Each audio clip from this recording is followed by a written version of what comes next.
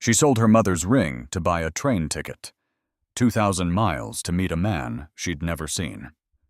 And when she stepped off that train into the dust and heat of a strange town, there was no one there.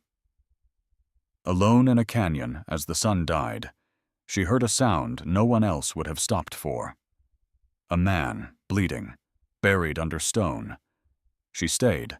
She fought to keep him alive. And for 3 days, she told him everything she'd never told anyone. Then the rescue riders came, and one of them called him by a different name, the name she had traveled 2,000 miles to find. He knew who she was, from the very first moment. He chose to lie. The question isn't whether she can forgive him. The question is why, after everything, hasn't she left yet? Stay with me until the end of this story. Hit that like button and drop your city in the comments. I want to see how far this tale travels. Here is what no one tells you about desperation. It has a smell. It is the smell of coal smoke and stale bread and 6 days of sleeping upright in a train car with your carpet bag clutched to your chest like it contains something worth stealing.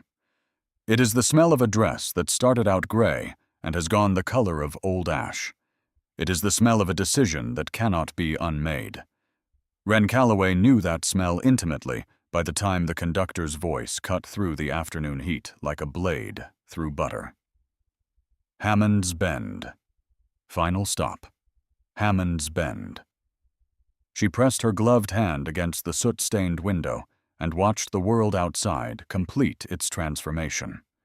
6 days ago, Pennsylvania had been green and familiar and suffocating. Then the trees had thinned. The grass had yellowed. And now there was nothing beyond the glass but red earth and stone, and a sky so enormous it made her ribs ache just to look at it, as if her chest were too small a cage for what that sky required of a person. Final stop. The words sat in her stomach like a swallowed stone. She had no money for a ticket back east. She had, in fact, almost no money at all. $3.40 in her reticule, which was precisely what remained after 6 days of rationing bread and cheese, and the particular kind of pride that refuses to ask a stranger for help. The ring was gone. Her mother's ring, a slim gold band with a sapphire the color of a September sky, had gone to Mr. Alderman at the pawnbroker's shop on Mercy Street 3 weeks ago, and Wren had stood on the sidewalk afterward and breathed through her mouth until the burning behind her eyes subsided. "Use what I taught you," her mother had said near the end, when the pneumonia had taken her voice down to a whisper. "Don't let it go to waste. Don't you dare make yourself small, Wren. Not for anyone." Margaret Calloway had been a healer, not a doctor. The country folk didn't get doctors. They got Margaret, who arrived at your door with a basket of dried herbs and a firm hand, and the kind of knowledge that got passed down through women who had no other inheritance to give. She had taught Wren everything she knew: yarrow for bleeding willow bark for pain, comfrey; for broken bones, wild onion for infection. She had also taught Wren something harder to name, something that lived in the space between observation and instinct. People don't lie with words, she used to say, pinching dried sage between her fingers and letting the smell rise between them. They lie with what they leave out. It was that second lesson that had made Wren answer the advertisement. She had read it 3 times before cutting it from the newspaper, and 3 more times before putting it in her apron pocket, and probably 30 times after that, in the weeks when she was deciding. It was not a long advertisement. Most of them ran to considerable length, those notices, full of a man's assets, his acreage, his livestock numbers, his proximity to a church. Seth Harlow's advertisement had been only 4 sentences. Rancher 31, Hammond's Bend territory. Seeking a partner, not a decoration. Life here is hard, and the land does not forgive mistakes. If you are not afraid of honest work and honest conversation, write to the address below. Partner, not a decoration. She had read those 4 words and felt something shift in her chest, something that had been locked in place for so long she had stopped noticing the pressure of it. She wrote back that evening at her uncle's kitchen table while the rest of the house slept. What followed was 3 months of letters. She had not expected to feel known through ink and paper. She had not expected Seth Harlow's questions, not the polite, safe questions that men asked women they were considering about cooking and church attendance and disposition, but real questions. "What are you afraid of?" he had written in the second letter. "Not the reasonable fears, the ones that keep you awake." She had written back, "Disappearing, becoming so small and so grateful that one day there's nothing left of me at all." He had written, "I understand that more than I know how to say." She had believed him. The train lurched to a stop. Wren smoothed her ruined dress with hands that she ordered to be steady and picked up her carpet bag. Everything she owned fit inside it now: 1 change of clothes, her mother's medical journal, a sewing kit, 3 books, a small packet of dried herbs she had packed almost without thinking. She had left her uncle's house with considerably more. She had sold the rest. What remained was essential, and Wren had found a grim comfort in that she was carrying only what mattered. She was the last passenger off the train. The platform was weathered wood that groaned under her boots, and the heat hit her immediately. Dry, relentless, nothing like the damp summers she had grown up in. She stood at the edge of the platform and scanned the small cluster of people gathered near the station house. A farmer helping his wife navigate a crate. 2 children chasing each other around the platform, supports. A man in a dusty suit consulting his pocket watch with the air of someone who had somewhere more important to be. No one looking for her. No one holding a sign. No one searching faces with the particular expression of a man who has been corresponding with a woman for 3 months and is finally about to see if she is real. Wren's chest tightened. She breathed through it. "He's late," she told herself. There was trouble at the ranch. A fence line. An animal. Something reasonable. The conductor leaned out from the train car. "Miss, need to clear the platform. I'm waiting for someone. You can wait over there." He gestured toward the station house. "Train's heading back east in 20 minutes. Last chance." The implication was not subtle. Wren picked up her bag and moved to the bench outside the station house and sat down with her spine straight and her hands folded over her bag and her face arranged into an expression that revealed nothing. She waited. The train pulled away in a storm of black smoke and grinding metal. The platform emptied. The man with the pocket watch climbed into a wagon and disappeared down the main road. The children were called inside. The farmer and his wife loaded their crate onto a mule and turned east. The station master, a grizzled man with tobacco-stained teeth, poked his head out of the ticket window twice to look at her, then retreated both times without speaking. The shadows moved across the platform. The sun descended. Wren sat. She gave Seth Harlow 2 hours. It was, she felt, a reasonable amount of time. Then she stood, walked to the ticket window, and knocked on the wooden frame. The station master appeared. He looked at her the way people look at things they feel sorry for, but don't want to be responsible for. "You still here?" "I'm looking for Seth Harlow. Do you know him?" Something moved across the man's face.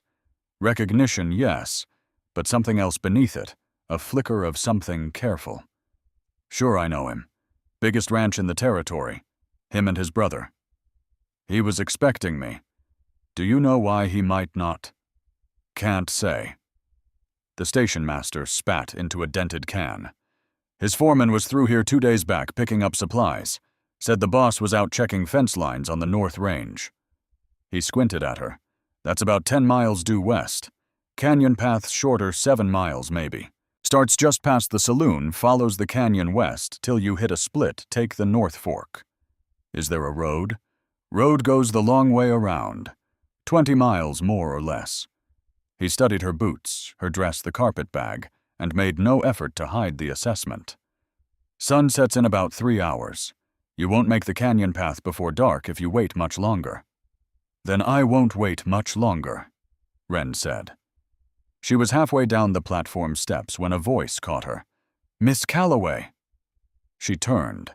The man who had spoken was perhaps 50, broad-shouldered, with a wide smile that arrived on his face a half-second too quickly, the way smiles do when they are being performed rather than felt. He was dressed well better than most of the men she had seen in Hammond's Bend, and he held his hat in both hands in a gesture of deliberate humility. "I'm Frank Dolan," he said, "friend of Seth Harlow's. He asked me to come meet you.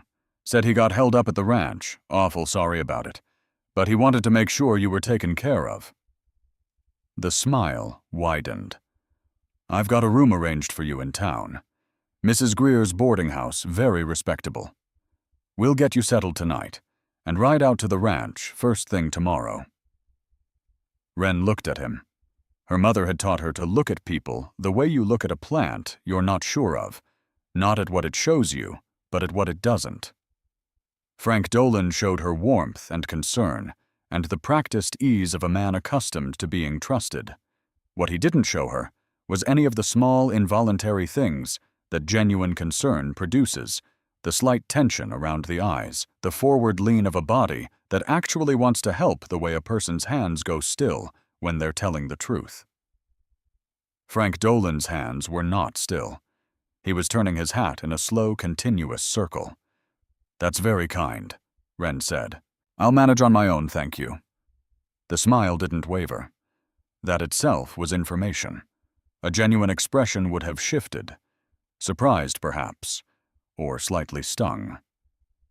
This one simply held its shape like a mask.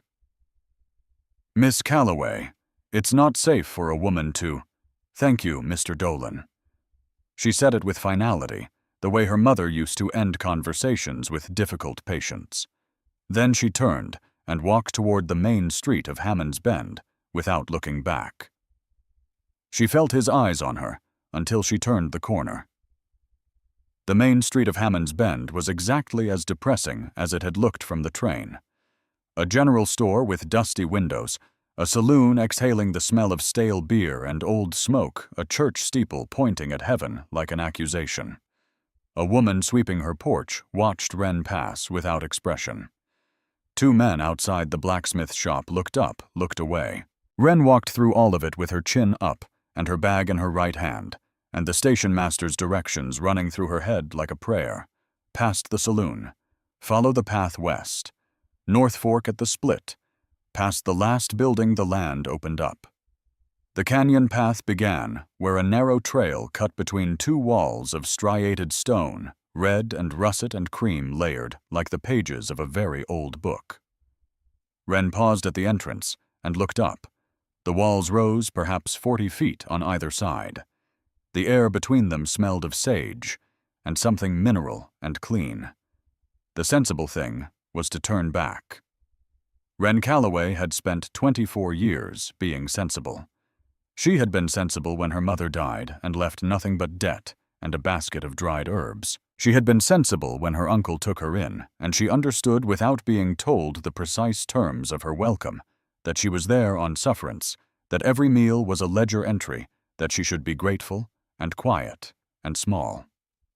She had been sensible when she stayed year after year keeping house, keeping accounts, keeping herself folded down to a size that would not inconvenience anyone. She had answered Seth Harlow's advertisement the first time in 3 years that she had done something that was not sensible. She was not going back now. Wren entered the canyon. The path was narrow and uneven, loose gravel crunching under her boots, the walls throwing long shadows that swallowed the remaining daylight faster than she had anticipated. Her carpetbag grew heavier with each turn of the path. The sage smell deepened. Somewhere high above, a hawk cried one sharp, lonely note that echoed off the canyon walls and then vanished. She thought about her mother's letters. Not Seth Harlow's letters. Her mother's, the ones Margaret had written in the last months when her hands shook too badly to hold a pen steady, and the words came out crooked and trailing. "Don't wait for someone to see you," one of them had said. "Go where you can be seen." She thought about Frank Dolan's turning hat. She thought about Seth Harlow, who had written for 3 months about wanting honesty, and had not come to meet her at the station. There was an explanation for that. There had to be. She would arrive at the ranch, and there would be a reasonable explanation, and she would decide then, face to face, whether the explanation was enough. The thought of his face stopped her for a moment. She did not know his face. 3 months of letters, and she had no idea what the man looked like. He had not sent a photograph, and she had not asked for one. She had a voice, or the written equivalent of a voice, careful and direct, with occasional moments of unexpected honesty, that had made her sit very still at her uncle's kitchen table and read the same sentence 3 or 4 times. "I've spent 10 years building walls and fences," he had written in the 5th letter. "I only recently noticed I've built them around myself as well." She had written back, "I know that particular construction. Mine are built from gratitude." The canyon twisted. The light went gold, and then orange, and then the specific bruised purple that meant the sun was nearly gone. That was when she heard it. A sound beneath the sound of her own boots on gravel. Low and wet, and not quite human, but human enough. Coming from somewhere around the next bend. Wren stopped. Every reasonable instinct she possessed told her to keep moving. She was alone. She had no weapon. She was 7 miles from the nearest town, and 10 miles from a ranch where she was not even certain of her welcome. Whatever was making that sound was not her responsibility. The sound came again, weaker this time, trailing into something that might have been a word. Wren went around the bend. The path widened into a small clearing where the canyon walls pulled back from each other, and there, half buried beneath a slide of rocks and red earth, was a man. She dropped her bag, ran. Up close, the damage was considerable. A boulder the size of a plow horse had him pinned from shoulder to hip. His clothes were torn and dark with blood, his face turned toward the ground, his dark hair matted with dirt, and what she recognized from long experience as the specific color that blood makes when it has had time to dry and then bleed again. One leg extended at an angle that made her stomach clench. His breathing was shallow too fast, the sound of it labored in a way she had heard before and knew the meaning of. "Can you hear me?"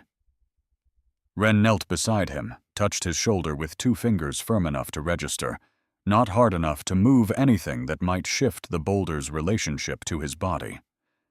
The man's head turned. His eyes opened gray. She registered pale gray, like winter sky, and they found her face with effort, focusing slowly.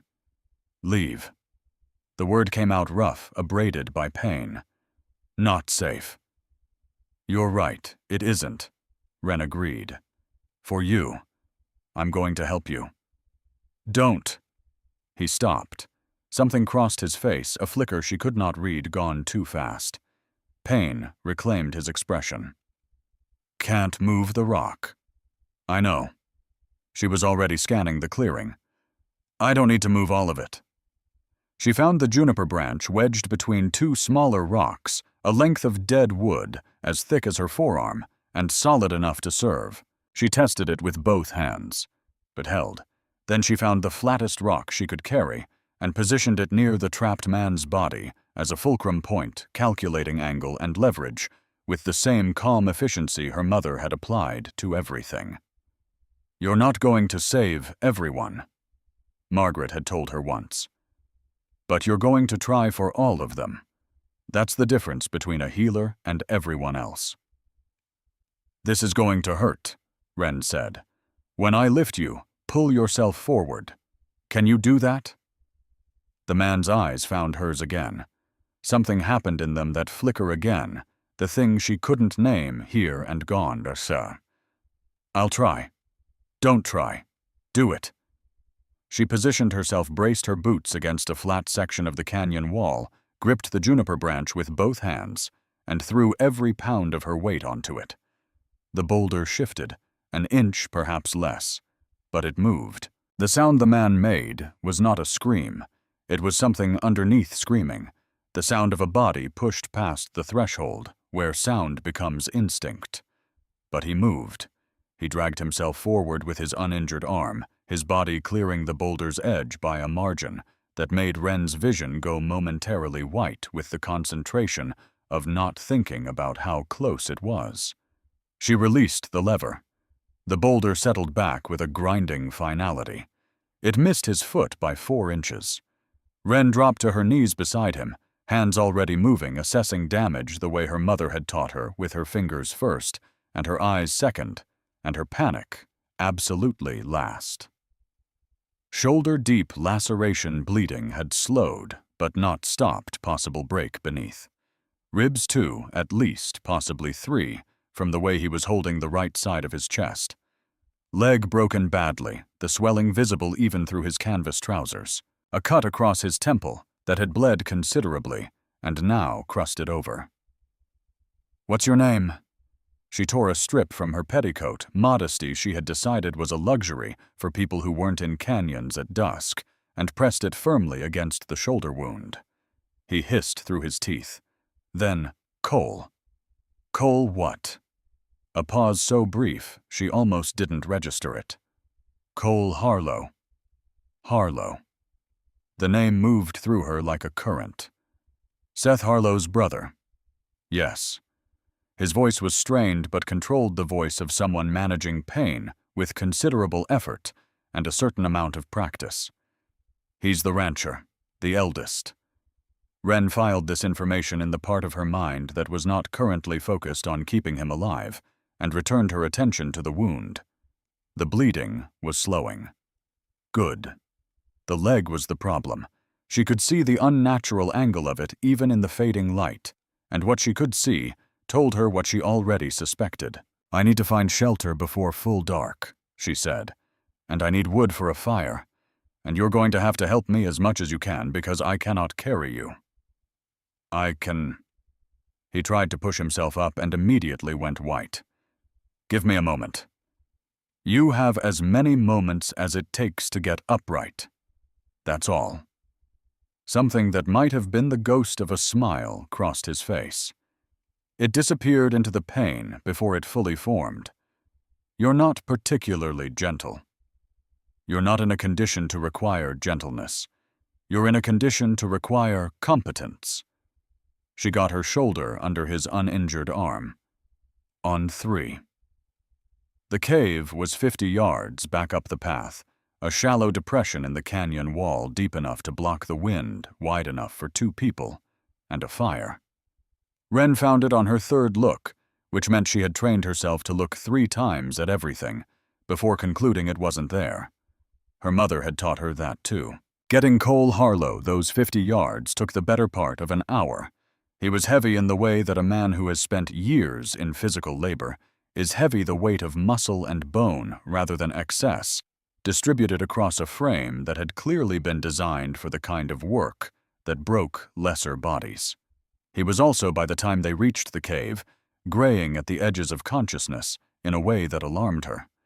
She settled him against the cave wall, propped his injured leg on the carpet bag, and went immediately for firewood. The canyon provided dead juniper branches, tufts of dried sage, a few pieces of weathered lumber from what had once been a wagon wheel. Wren gathered it all with the focused speed of a woman who understood exactly what would happen if the temperature dropped before she had a fire going, which in this part of the territory in late September was not a pleasant calculation. The fire took 3 tries. Her hands were shaking harder than she would have liked, not from fear, she told herself, but from exertion. The 3rd match caught. The flame moved through the kindling with a sound like relief. She turned back to Cole Harlow in the firelight. He was watching her. His eyes were more focused now. Pain had a way of sharpening attention up to a point, and in the orange light, she could see his face properly for the first time. 30, perhaps, or close to it. Strong features, lean and weathered with the particular quality of a face that had spent most of its life outdoors. A scar cut through his left eyebrow, old, faded to silver. His jaw was set against the pain in a way that looked habitual, the expression of someone who had spent considerable time not showing how much things hurt. She recognized that expression. She had worn it herself for years. "Your leg is broken," she told him. "2 places, possibly 3. I need to set it before the swelling gets worse. After that, I'm going to clean your shoulder and your ribs and make what I can from what I have in my bag." She held his gaze. "It's going to be very unpleasant. I need you to stay conscious if you can manage it." "I can manage it." "Tell me if you can't. Don't be heroic about it. Heroism in a canyon is how you end up dead." That almost smile again. "Where did you come from?" "Pennsylvania." She was already opening her carpet bag, moving with the systematic efficiency her mother had drilled into her from childhood. "I came west to meet someone." She did not say who. She was not sure why, some instinct of preservation, perhaps, or the particular caution of a woman who was already carrying enough vulnerability for one evening. "I arrived today and he wasn't at the station. I was taking the canyon path to the ranch." "Whose ranch?" She paused for just a fraction of a second, long enough to feel it, not long enough for him to see. "Seth Harlow's." Cole Harlow was quiet. She did not look at his face. She was arranging her herbs yarrow willow bark, the small packet of comfrey, on a flat section of the cave floor, and she kept her eyes on her hands. "Long way to travel," he said finally. "Yes." "He know you were coming." "He should." She found the tin cup she had spotted in the old fire ring near the cave entrance, dented, but intact, and set it near the fire. "We had an arrangement." Cole said nothing. She finally looked at him. His expression was neutral carefully, so the careful neutrality of someone holding something back. She catalogued it and moved on. There would be time later for questions. Right now, there was a broken leg that needed setting. "Bite down on this." She handed him a folded strip of fabric from her ruined petticoat. "And hold on to something solid." Setting the bone was the worst of it. She had done it once before, on a neighbor's son who had fallen from a hayloft, and it had taken 3 grown men to hold him while she worked. Cole Harlow had no one to hold him, and made no sound beyond one strangled exhalation when the bone moved, and by the time Wren had splinted the leg with juniper branches and what remained of her petticoat, she was shaking in earnest, and Cole had gone a gray-white color that she did not like at all. "Stay with me," she said. She had moved to his shoulder. The bleeding had stopped, but the wound needed cleaning, and she was making a paste of crushed yarrow and a few drops of the precious water from the seep she'd found near the cave entrance. "Talk to me. What was it that brought you out here alone?" "Checking fence lines." His voice was rough, controlled. "There was a rock slide 2 days ago after the storm. Weakened a section of the canyon wall. I should have known better than to take this path." A pause while she applied the paste, and he breathed through the sting with visible effort. "I took the canyon path because it was shorter." "We have that in common." "Apparently." He was quiet while she worked. Then, "You said he was supposed to meet you." "Yes." "And he didn't." "No." "That's not." He stopped, started again. "Seth isn't the kind of man who breaks his word." The past tense hung in the air between them. Wren heard it isn't, not, wasn't, and understood she was being told something, though she wasn't sure yet what. She tied off the bandage and sat back. "I'm sure there's an explanation," she said in the voice she used when she was not at all sure of that, but had chosen to proceed as if she were. Cole Harlow looked at her for a long moment. The fire crackled between them. Outside, the wind had picked up. She could hear it moving through the canyon, a low sound, like something breathing. "What's your name?" he asked. "Wren Calloway." Something shifted in his face. Not surprise, or rather something that moved through surprise very quickly, on its way to something more complicated. She would think about that later. She would think about a lot of things later. "Wren," he said, as if he were testing the word, finding its weight. "Yes." "Thank you," he said. for not walking past. Wren looked at him. This man bleeding in a cave, this stranger she was keeping alive with a tin cup and a petticoat, and the knowledge her dead mother had pressed into her hands, and she thought about Frank Dolan's turning hat, and the empty station platform, and the $3.40 in her reticule, and the ring that was no longer on anyone's finger. "Anyone would have stopped," she said. "No," said Cole Harlow quietly. "They wouldn't." He slept fitfully toward midnight, the fever beginning its climb. Wren sat beside the fire and tended it and checked his breathing and pressed cool water to his lips when he stirred, and stayed very deliberately in the present tense, which was the only place where she could be useful. In the small hours when the fire had burned to a low glow and Cole's breathing had steadied into something more regular, she allowed herself a single circuit of thought about her situation. She had $3.40. She had no place to go except a ranch where her welcome was uncertain. She had a man with a broken leg and a shoulder wound and the beginnings of a fever, which meant she was not going anywhere until either he improved enough to travel or someone came looking. She had enough herbs for perhaps 2 more days of proper treatment. After that, she would need to improvise. She had her mother's medical journal and her mother's knowledge and her mother's voice in the back of her head that said, "You do what needs doing, and you don't complain until it's done." And she had tucked into the bottom of her carpet bag 3 months of letters from a man named Seth Harlow, the man whose brother was currently unconscious 6 feet away from her, with her hand's work keeping him alive. Wren pulled the letters out. She did not read them. She simply held them in her lap in the firelight and looked at the handwriting on the outermost envelope, neat, precise, the penmanship of someone who had taught himself to write carefully, because carelessness was not something he could afford.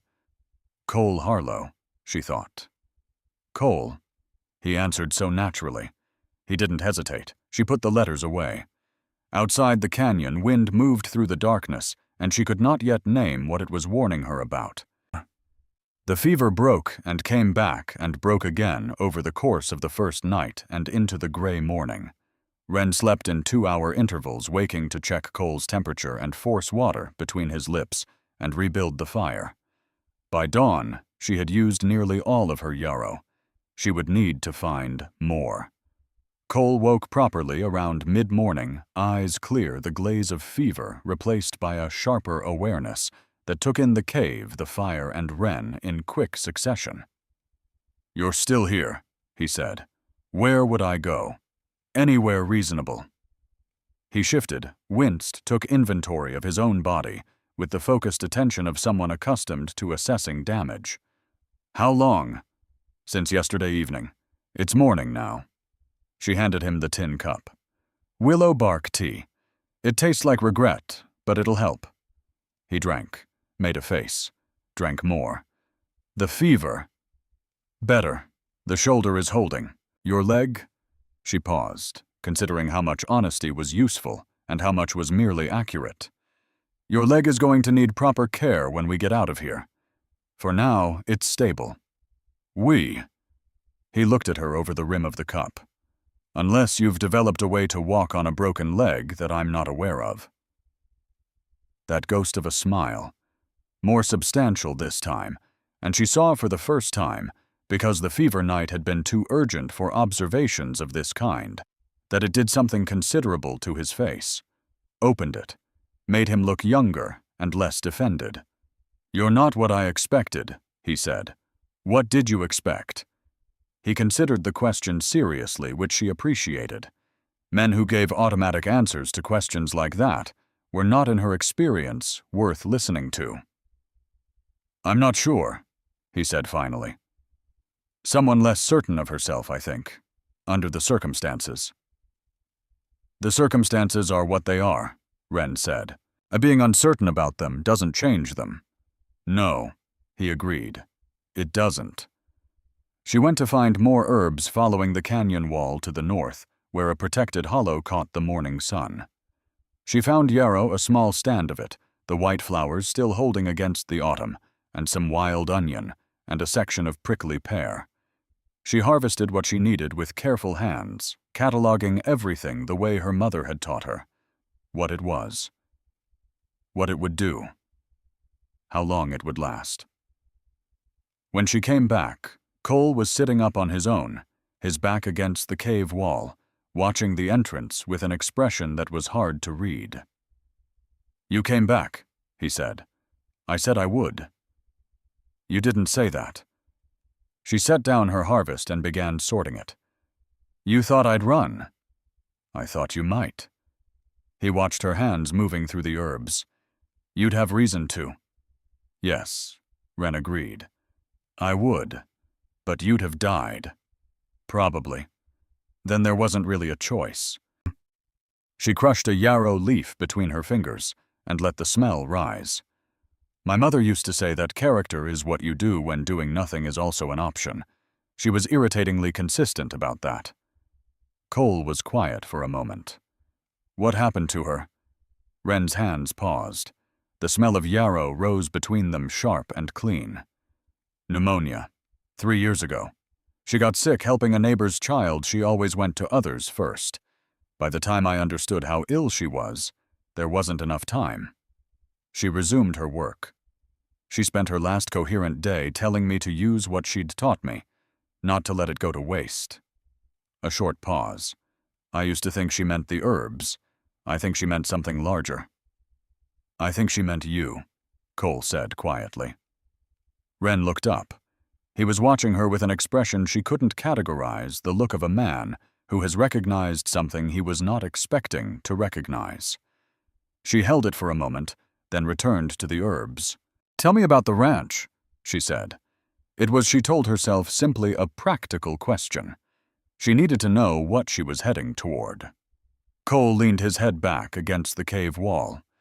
In the morning light, she could see the deep exhaustion beneath his features, not just from the injury, but from something older, more settled, the exhaustion of a man who has been holding a great deal together for a very long time. "It's big," he said. 3,000 acres. Mostly cattle, some horses. The main house sits on a rise. You can see the valley from the porch, and the mountains when the air is clear." A pause. "Seth built most of it himself.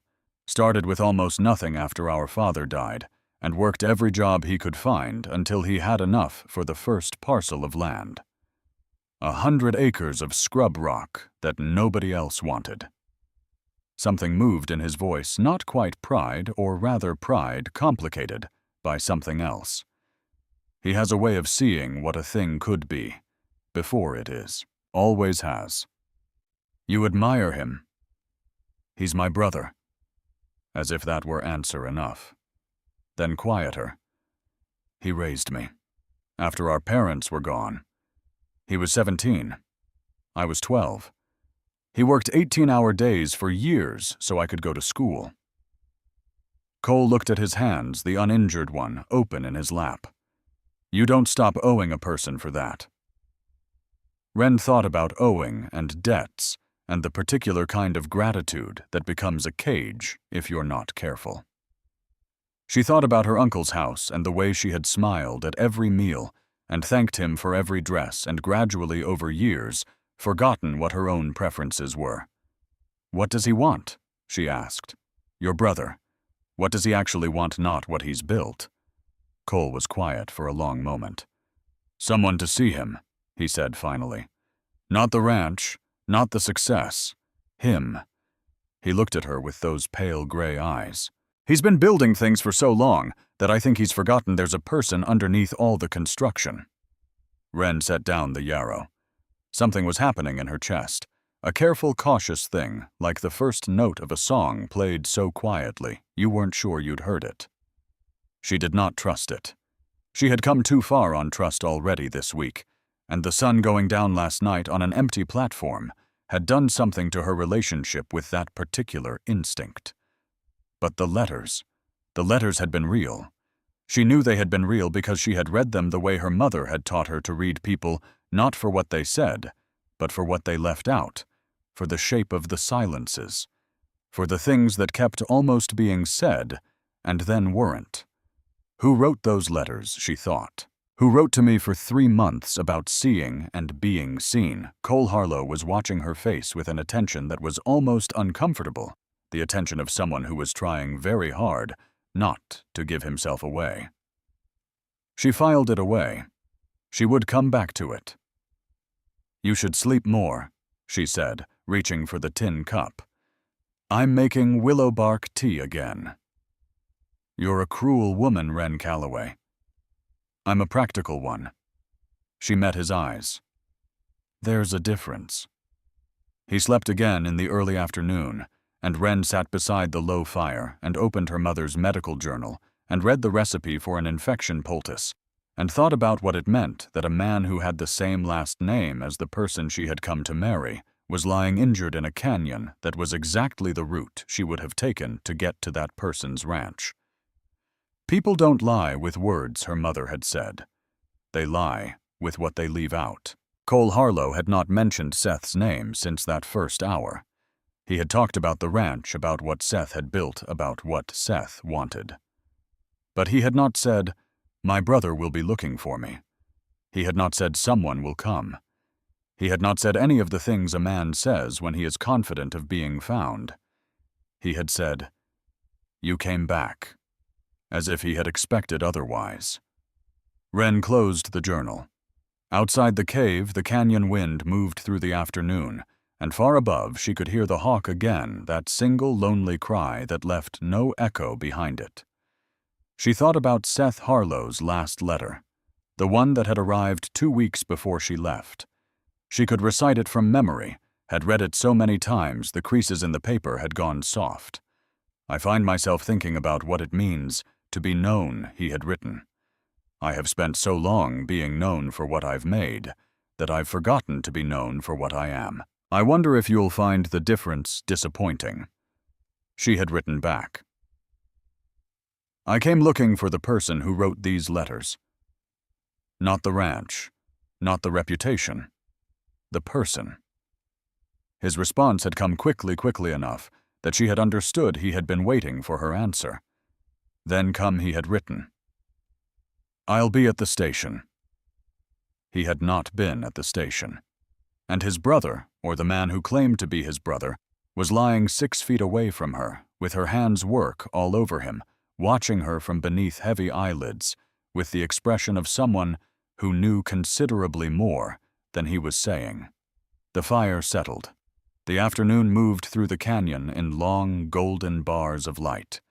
Wren Calloway sat with her mother's journal in her lap and her mother's knowledge in her hands, and began very quietly to suspect that she knew rather more than she was supposed to. On the 3rd day, the fever came back hard. Cole was delirious by midnight, talking in fragments. Pieces of conversations she couldn't follow, names she didn't recognize. Twice he gripped her wrist with surprising strength, and she had to pry his fingers loose gently. Once near dawn, he said a name she did recognize. "Wren," he said, urgent and low, his eyes open, but not seeing. She came, she's—" He stopped. His grip tightened.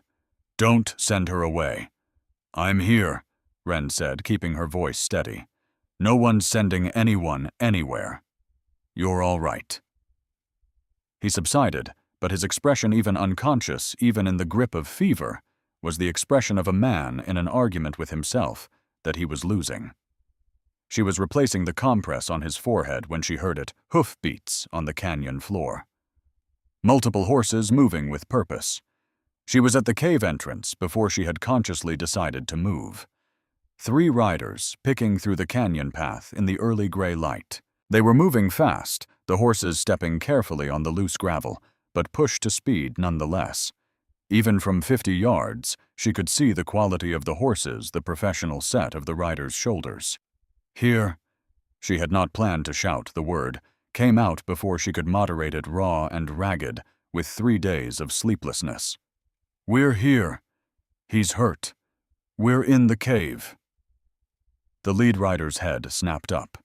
He called something back to the other 2, and they spurred forward. They reached the cave in under a minute. The lead rider dismounted before his horse had fully stopped. At a weathered man in his 50s, the kind of face that had seen considerable weather and learned not to be impressed by it. He looked at Wren with an expression of undisguised relief, then looked past her into the cave. "Jesus," he said softly. "There he is." The second rider was already at the cave entrance. "How bad is it?" "Broken leg," Wren said. "Shoulder wound. A fever that broke twice and came back. I've done what I could with what I had." She paused. "He needs a proper doctor." "Doc Aldrin's at the ranch," the lead rider said. He was looking at her with a complicated expression, relief and concern, and something that looked like recognition, though she had never seen him before in her life. "You've been here 3 days. Since he was caught under the slide." The man's jaw tightened. "You pulled him out. Lever and a long stick." He stared at her for a moment.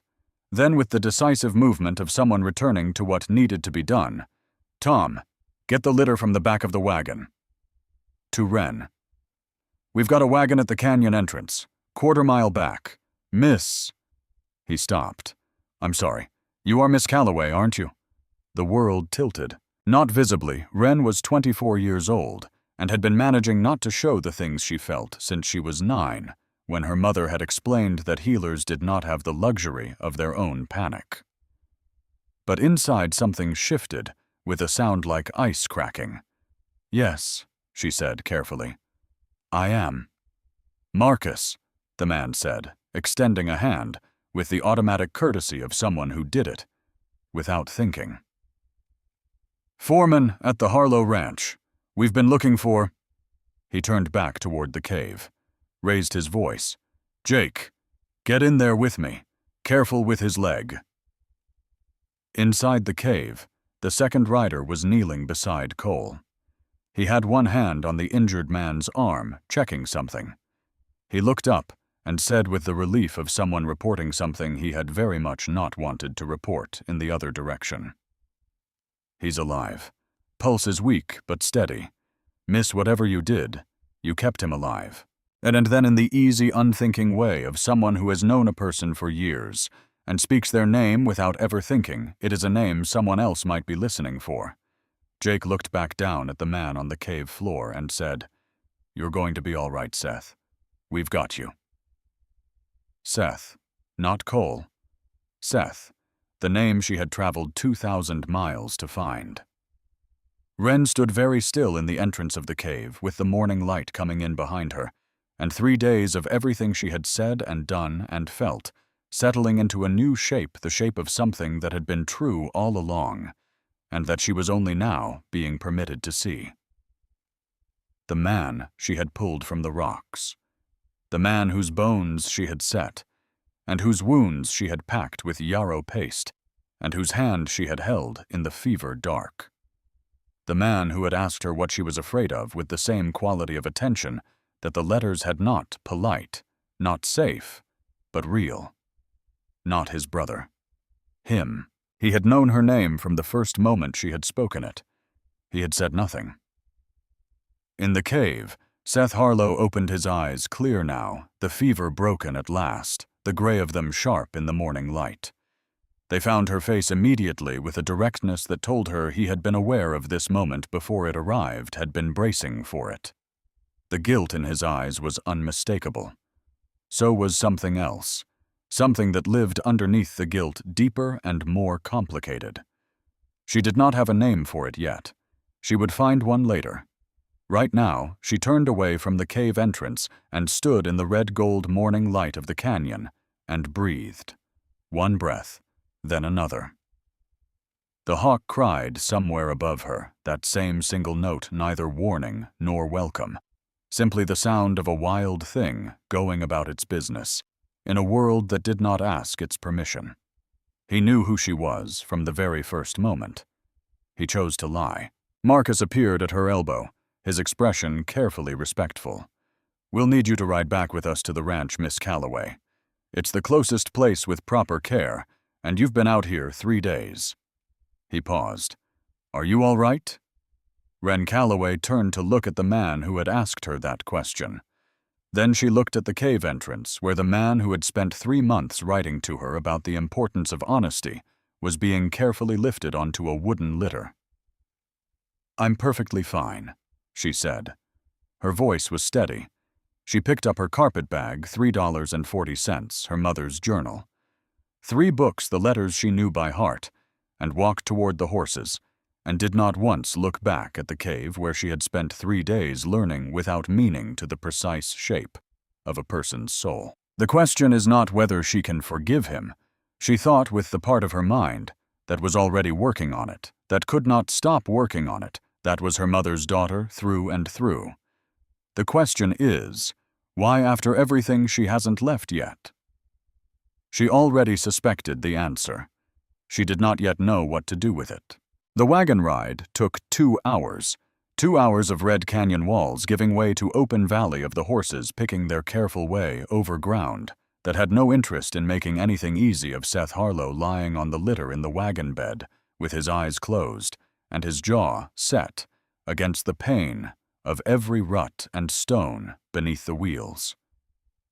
Wren sat at the far end of the wagon, her carpet bag in her lap, her spine straight, her hands folded.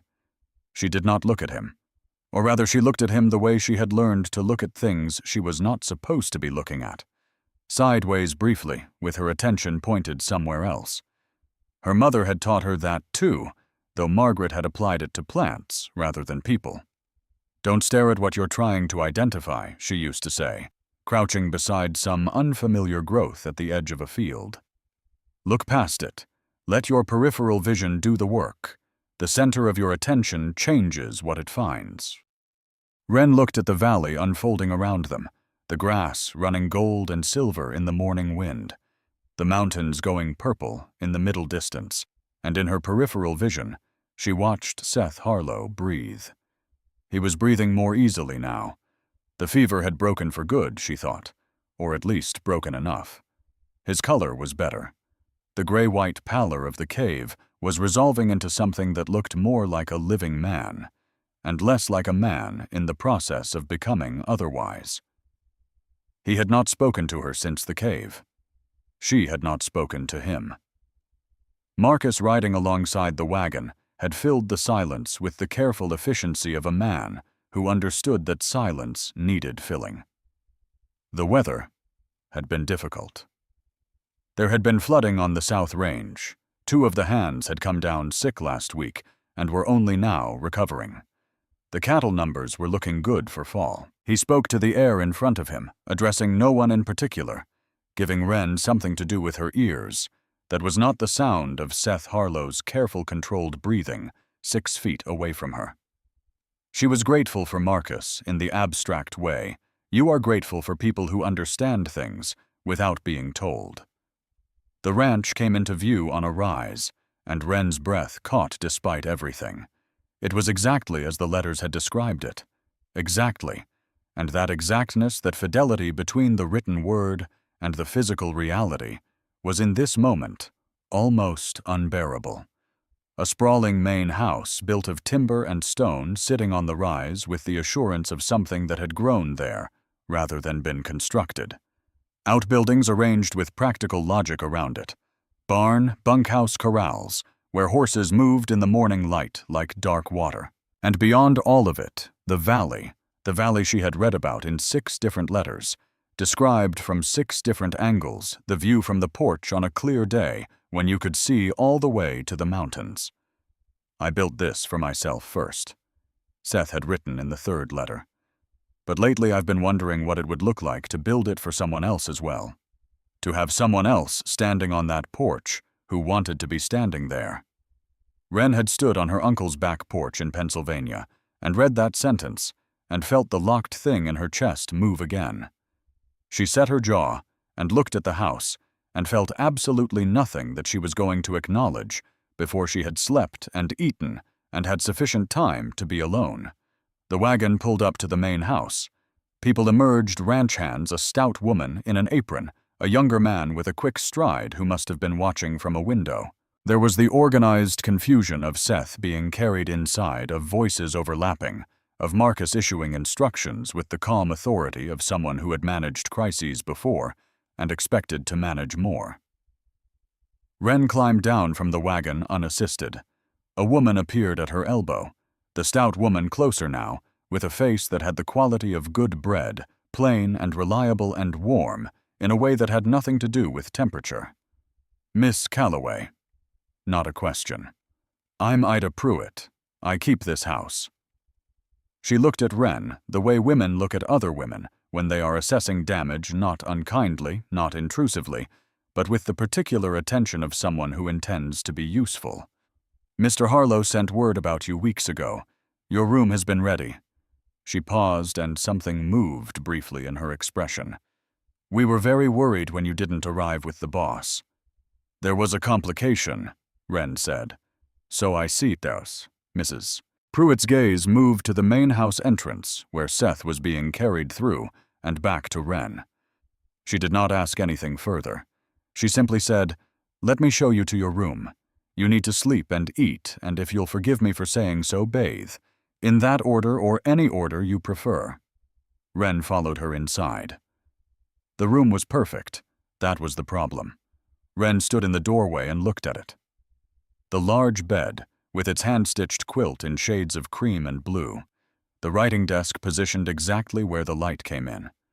Best the bookshelves already holding a careful selection of volumes, the wardrobe with its door slightly ajar, and felt something crumble quietly in the back of her chest. He had described what she might like. In some letter at some point in the 3 months of correspondence, he had described it well enough that someone, Mrs. Pruitt perhaps, or Seth himself, had assembled this room to match.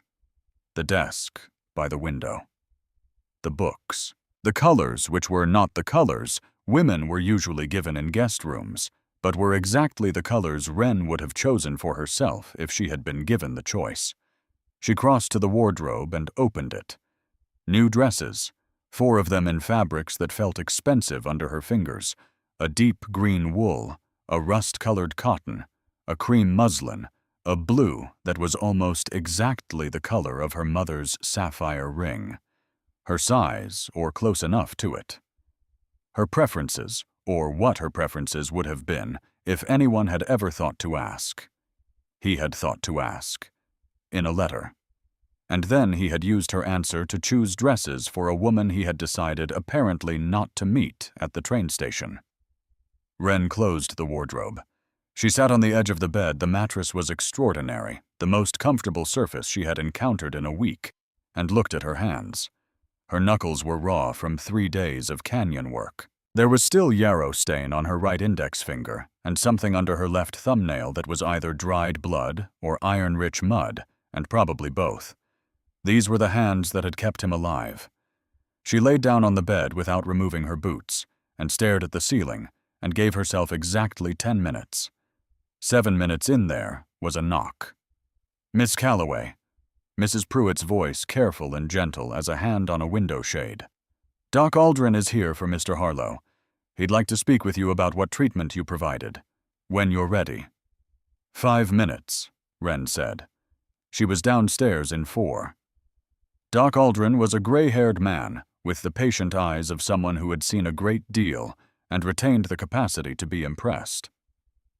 He met Wren in the hallway outside Seth's room and looked at her with an expression that she recognized as professional reassessment, the look of a man updating an assumption. Miss Calloway, he said, Marcus tells me you set his leg. I did. And the yarrow poultice on the shoulder wound. Yes. Doc Aldrin nodded slowly the way men nod when they are trying not to show that they are more impressed than they expected to be. The splint was expertly done, and whatever you used on the wound kept the infection manageable. I've seen far worse outcomes from injuries half as serious treated by people with full medical supplies. He paused. Where did you learn? My mother. Wren kept her voice even. She was a healer. She started teaching me when I was 7. She taught you well. A pause. He's going to need rest and proper care for several weeks. The leg is the concern. If he pushes it too soon, it won't heal correctly. He looked at her with the directness of a man who did not see the point of softening things. I understand you're the reason he's still alive to worry about his leg at all. I did what needed doing. He studied her for a moment longer, then seemed to make a decision. He's awake and lucid. He's been asking for you. Doc Aldrin stepped aside from the doorway. I'll be downstairs if you need me. Wren looked at the closed door of Seth Harlow's room. She had spent 3 days keeping a man alive, and had not, in all that time, allowed herself to feel anything she could not use. Now she was standing outside a door, in a house that had been prepared for her arrival, and she understood that whatever happened on the other side of it would not be something she could manage with yarrow paste and a juniper branch. She opened the door. Seth Harlow was propped against the pillows of a bed considerably larger and more comfortable than the cave floor.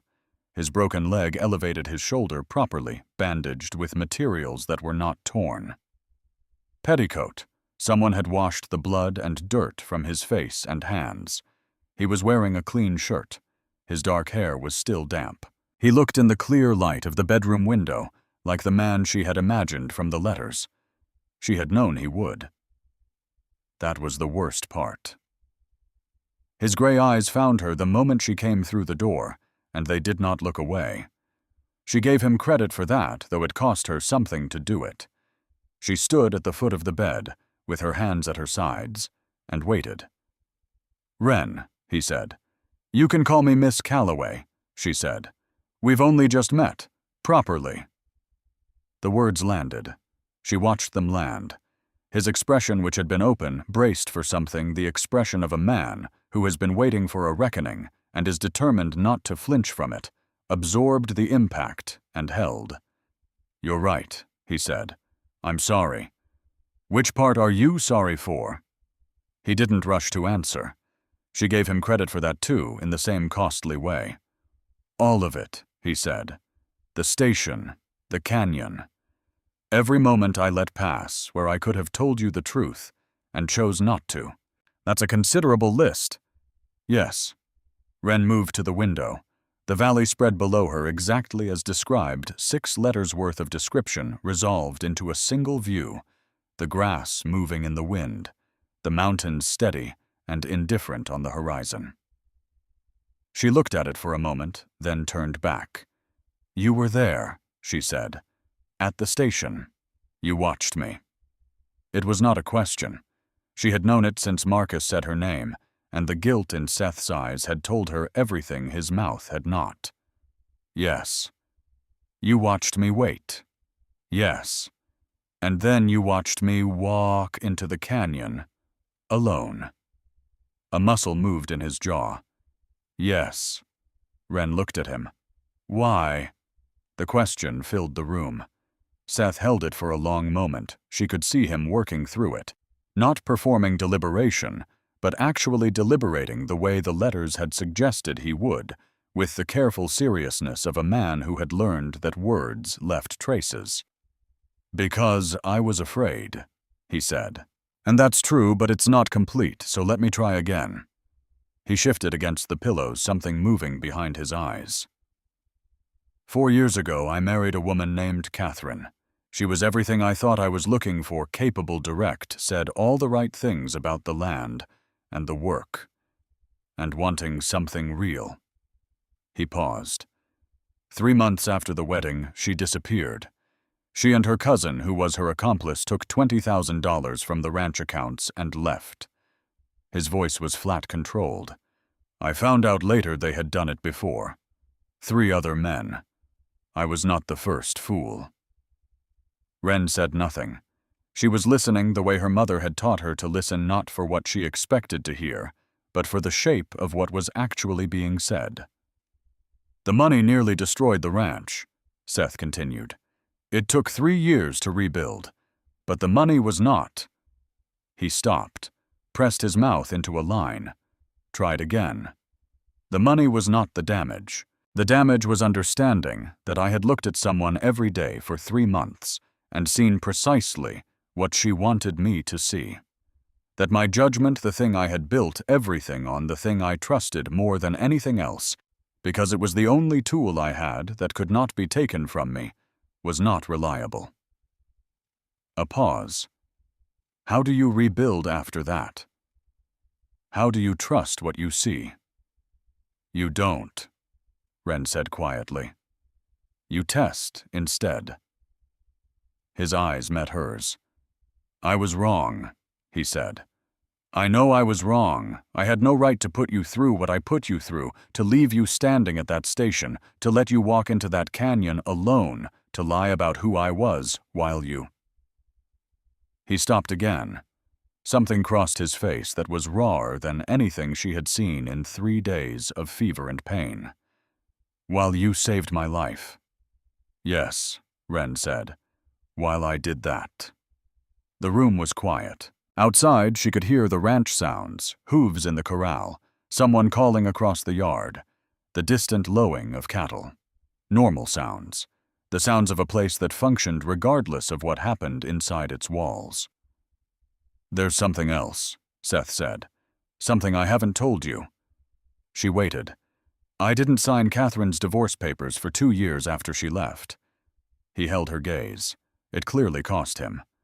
Not because I wanted her back. Because signing them meant before a judge on legal record that I had been wrong. Completely humiliatingly wrong about the person I had chosen to build my life with. I couldn't, he exhaled. I couldn't make myself do it. When did you sign them? 6 months before I placed the advertisement. He let that land. I signed the papers, and the following week I wrote the notice. I have thought about that sequence many times, and I am not certain what it means, except that perhaps I was finally willing to admit to myself that I had made a mistake. Which meant I was finally willing to try not making one again. Wren was quiet for a moment. Outside, the wind moved through the valley grass. You chose me to try with, she said. And then you didn't trust your own choice. Yes. So you tested me without telling me I was being tested. Yes. And you decided that the results justified the method. He flinched. No. I decided in the moment in the canyon I told myself that if I could just see who you really were, without the performance that comes with knowing you're being assessed. He stopped. But you weren't performing. I understood that within the first hour. And then it was too late, and I didn't know how to tell you, and every hour that passed made it worse. And when you were feverish, Wren said, and you gripped my wrist and said my name. I knew. His voice was quiet. I always knew. She had suspected as much. Hearing it confirmed was different from suspecting it. Wren set her carpet bag down on the chair beside the door, slowly, deliberately, as if she were setting down something heavier than canvas and leather, and said, I am not Catherine. I know. I don't mean that as reassurance. I mean it as a statement of fact that should require no reassurance. I am a different person with a different history and different intentions, and you do not get to make me pay for what she did. She held his gaze. Do you understand the difference? Yes, he said. I understand it now. You understood it poorly before. Yes. Wren picked up her bag. I need to sleep. I haven't slept properly in 3 days, and I have been running on willow bark tea and an unreasonable amount of stubbornness. But she moved toward the door, then stopped. When I come back, and I will come back because I am not a person who leaves things unresolved, we are going to talk. Completely. No careful truths that leave out the important parts. No deciding what I can handle before I've been given the opportunity to handle it. She looked at him over her shoulder. Are we agreed? We're agreed, Seth said. His voice when he said it was the voice from the letters. She recognized it the way you recognize a piece of music you haven't heard in years immediately in your body, before your mind has caught up. She closed the door behind her and stood in the hallway for a moment with her eyes closed. Then she went to sleep.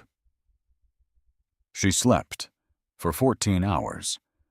When she woke, the light coming through the window was the particular gold of late afternoon, and someone had left a tray on the writing desk, bread cold chicken, a pot of something that smelled like real coffee.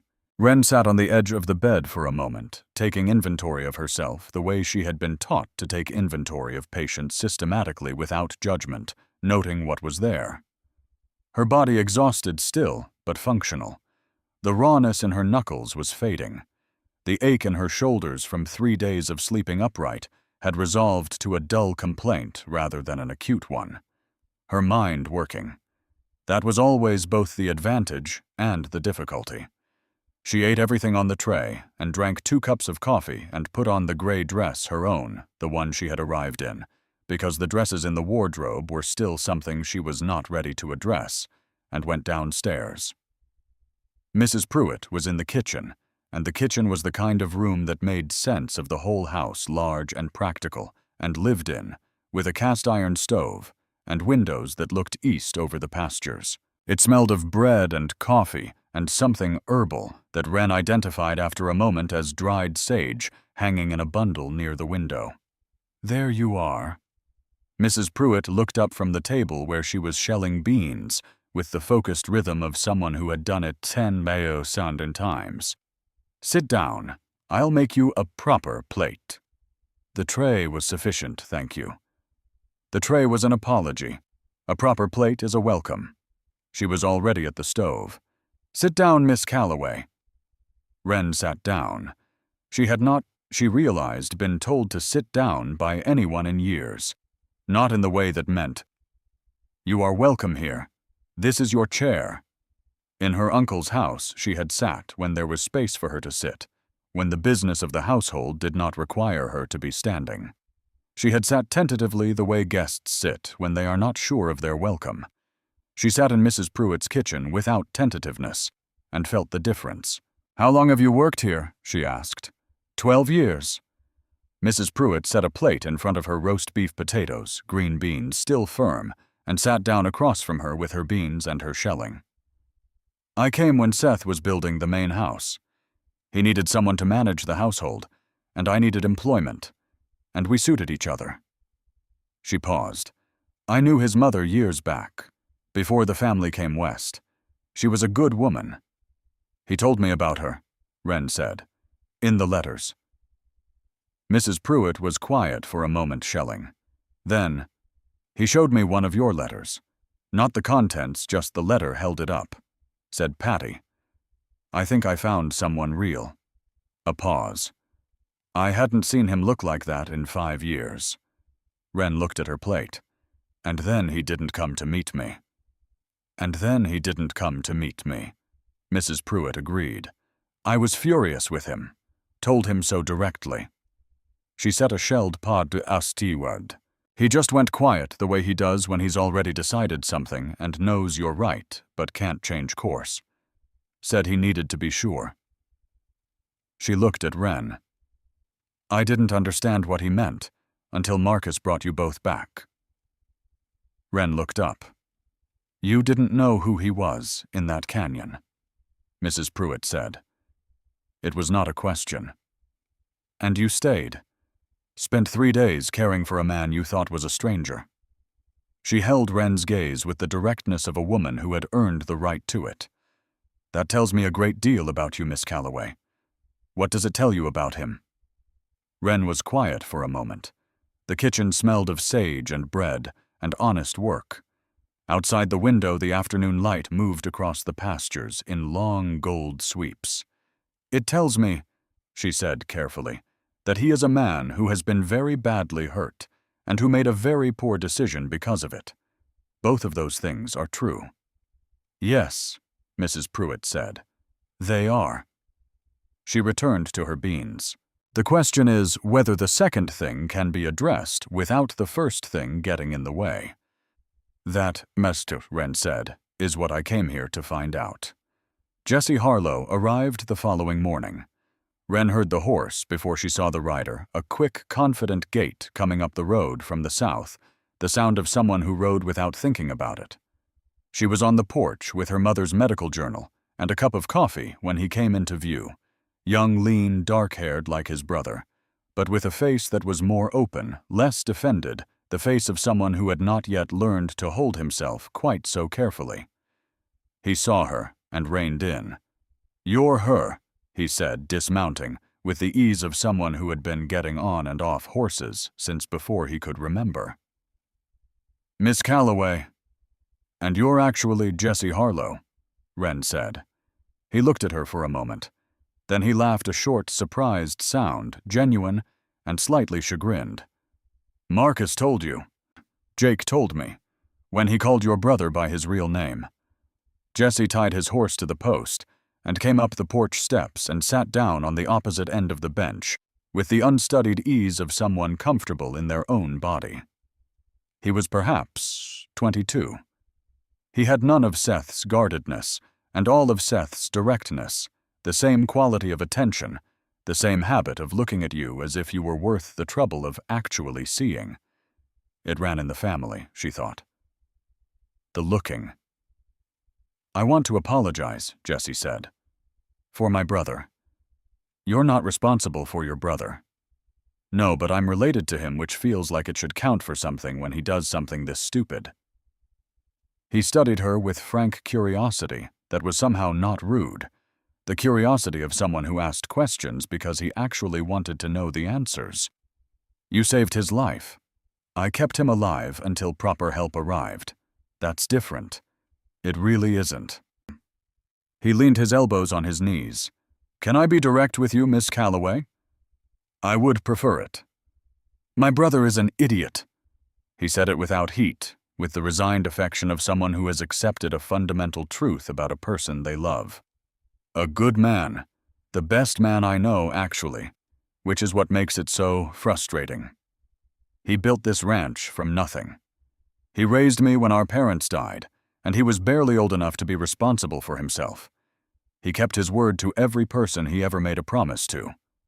A pause. "And then Catherine happened, and something broke in him in a place that doesn't show on the outside. And he's been doing things that make no sense ever since, because the part that's broken is the part that tells you your own judgment is trustworthy." Wren said nothing. She was listening. "He's been carrying something else," Jesse said. "Something I don't think he's told you yet." "The divorce papers," Wren said. Jesse looked at her. "He told you, yesterday, that he didn't sign them for 2 years, that signing them felt like admitting in public that he'd been completely wrong about a person," Jesse finished. "Yes." He was quiet for a moment. "What he probably didn't tell you is that the day he finally signed them, he came out here to this porch and sat here for 3 hours without moving. I watched him from the window. I didn't know if I should go out or not." A short pause. "I didn't go. I thought he needed it to be private." He looked at the valley.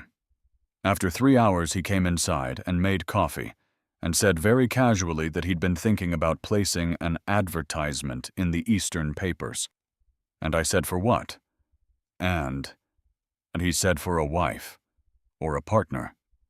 Someone real." The word landed between them, real.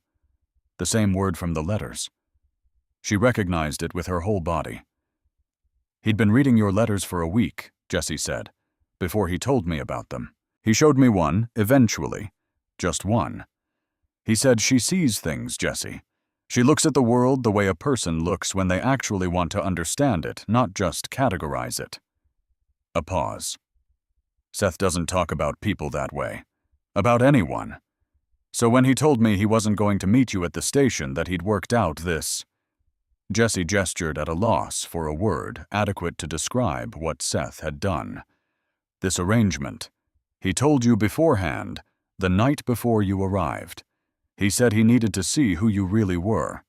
Outside the context of the letters and the arrangement and everything that gave you a reason to perform." Jesse's jaw tightened briefly. "I told him it was wrong. He said I didn't understand. We argued." A pause. "And then you pulled him out of a rock slide with a stick and a prayer, and he came home on a litter, so." "So," Wren agreed. Jessie looked at her with sudden directness. "Are you going to leave?" The question was so straightforward that it momentarily displaced everything else. Wren looked at him. This young man who had known his brother his whole life and was worried enough to ask a stranger the question directly and considered it the way she had been taught to consider things honestly without flattering herself. "I don't know yet," she said. "I came here believing something about the man who wrote those letters. I still believe the letters were real. I can tell the difference between real and performed." She looked out at the valley, but believing in the letters and trusting the man who wrote them are not the same thing right now. The gap between them is what I'm trying to work out. Jessie nodded slowly. "Fair." "What I need," Wren said, "is time and honesty. Complete honesty, not the careful kind that leaves out the parts that are difficult." She paused. "And there's something else I need to ask you about. The foreman mentioned a man at the station." Jessie's expression changed, sharpening. "Frank Dolan. He approached me before I found the path. Said he was a friend of your brother's, that Seth had sent him to collect me." Jessie's jaw set. Dolan was Seth's bookkeeper 3 years ago. He was skimming from the accounts, not Catherine-level theft, but consistent and deliberate. Seth let him go quietly, no sheriff, because the man had a family. He looked at Wren. "What did he want from you?" "I don't know. I didn't go with him." She considered. "But Marcus said there are rumors in town, that I came to collect a debt." Jessie was very still for a moment. Then he stood, moving with the quick decision of someone who knows what needs to be done. "I'll handle Dolan." "I'd prefer to handle him myself," Wren said. He looked at her. "He used my name," she said. "My family name Calloway to approach me as if he knew me. And now he's using my name in town to spread a story that protects him by implicating me." She met Jessie's eyes. "I am not a person who lets other people fight her battles when she's perfectly capable of fighting them herself." A slow smile crossed Jessie's face, the first full smile she had seen from him. "Seth's in trouble," he said. "He just doesn't know the shape of it yet." "What shape is that?" Jessie looked at her for a moment. "The good kind," he said. That evening, Jessie knocked on Wren's door. She was at the writing desk, not writing precisely, but sitting in front of paper with a pen in her hand, which was as close to writing as she could get right now. The view from the desk was the valley going dark, the last light draining away behind the mountains, stars beginning to appear in the east. Jessie was holding a plain envelope. It was creased and slightly worn at the edges, as if it had been picked up and put down many times. "I found this on Seth's desk," he said, "when I was bringing some papers up from the study." He held it out. On the front, in Seth's handwriting, she recognized it immediately. The neat precision of it was her name. Miss Wren Calloway, Hammond's Bend Station. No postage, no postmark. "It was never sent," Jessie said. "I don't know what's in it. I almost didn't give it to you." He paused. "But I thought if I keep it back, I'm doing what Seth did, and I'm not willing to do that." He set the envelope on the desk and stepped back. "Whatever's in there is yours. He wrote it for you." He left without waiting for her response. Wren looked at the envelope for a long time. The handwriting on the front was the same handwriting she knew from 3 months of letters, but something about it was different, less controlled. The letters were slightly uneven, the pressure of the pen heavier than usual. The way handwriting goes when the hand is moving faster than the mind is entirely comfortable with.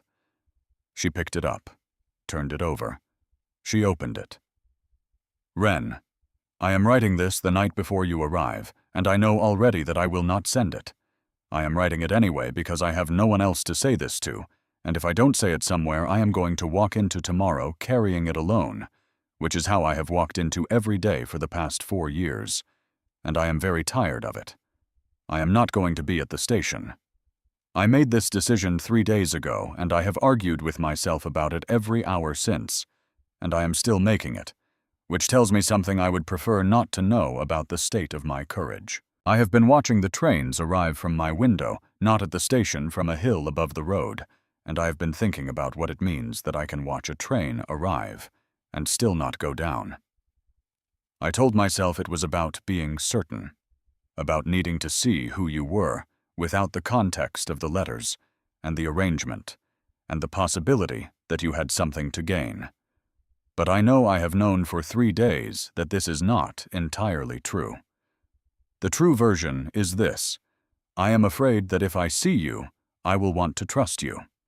And if I want to trust you, I will have to trust my own judgment about you. And I have not trusted my own judgment about anyone since Catherine, because the last time I did it cost me more than money. I signed the divorce papers 6 months ago. I sat at this desk and wrote my name on a legal document that said, in the language of law, I was wrong. I have been wrong about something that mattered completely, and I am now making it official. It took me 2 years to do it. 2 years of telling myself there were other reasons to delay. The week after I signed them, I wrote the advertisement. I don't fully understand why. I think it was because signing the papers was the first honest thing I had done about Catherine in 2 years. And having done one honest thing, I wanted to do another. I wanted to try. And then your first letter arrived, and I read it, and I read it again, and then I went outside and stood on the porch for a long time, looking at the valley, because your letter contained a sentence that I had written in my own journal 6 months earlier and never shown anyone. You wrote, I am tired of being grateful. I want to be chosen. I wrote something almost identical in September. I am tired of building things. I want to be known.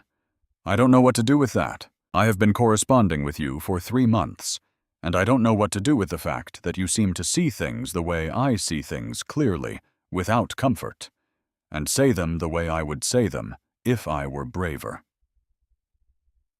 I am going to watch you arrive tomorrow, and I am not going to come down, and I am going to tell myself I am being careful. But the truth is that I am afraid that you are real.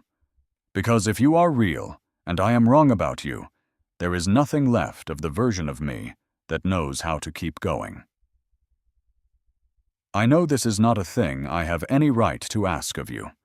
You sold something to come here, I don't know what, but I know from your letters that you came at cost, and you deserve a man who meets you at the station and introduces himself honestly and earns your trust through ordinary means. I am going to try to be that man, starting tomorrow. I'm sorry it won't be tomorrow. Seth. Wren set the letter down. She sat at the writing desk for a long time, looking at the valley gone fully dark, the stars overhead running clear and countless in a sky that had no patience for anything smaller than the truth. I am afraid that you are real. She read the sentence again. Not with her eyes, she had already put the letter down, but in her mind, where it had settled with the specific weight of things that cannot be unknown. She thought about her mother, Margaret Calloway, who had walked into sick rooms her whole life, knowing she might not be able to help, who had held the hands of people she couldn't save, who had said, "Don't let the ones you couldn't save stop you from trying for the next one." That's the whole of it. That's all there is. She thought about the version of herself that had sat on the train for 6 days and told herself, "This is real. He is real. The letters are real." The version of herself that had not been wrong. She had not been wrong about the letters.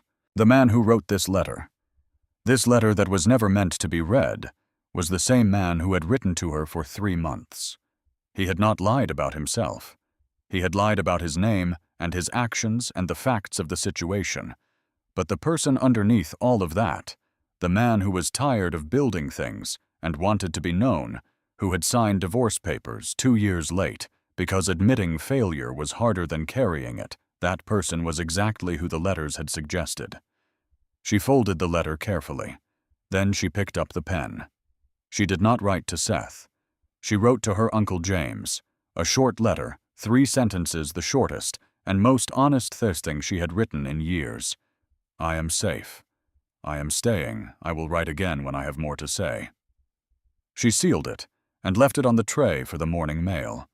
Then she took the letter Seth had never sent and went down the hall to his room. He was awake.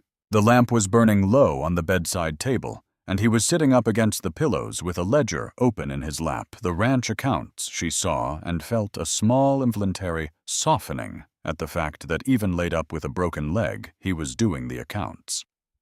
And when she opened the door, he looked up immediately, as if he had been listening for her step. He saw what she was holding. The color left his face. "Jessie," he said, not accusingly, just stating a fact. "He found it on your desk." Wren came into the room and set the letter on the bed beside his hand. She did not sit. "He almost didn't give it to me. He said keeping it would make him the same as you." Seth looked at the letter. He did not touch it. "You wrote it the night before I arrived," Wren said. "Yes." "You knew everything and it was true when you wrote it." "Yes." "And you still—" She paused. She was not going to be cruel about this. Cruelty would be easy, and she was not in the business of easy. "You still didn't come?" "No." His voice was very quiet. "I didn't come." Wren looked at him. This man in this bed, with the ledger still open across his lap, and his hands very still, and the letter between them like something waiting to be acknowledged. She thought about what it cost a person to write something true, and then not send it. She knew that cost. She had written letters in her uncle's house that she had burned in the fireplace, letters. Full of everything she couldn't say out loud, all the anger and loneliness and want of a life that was actually hers. She had burned them. She had not kept them on her desk. He had kept it.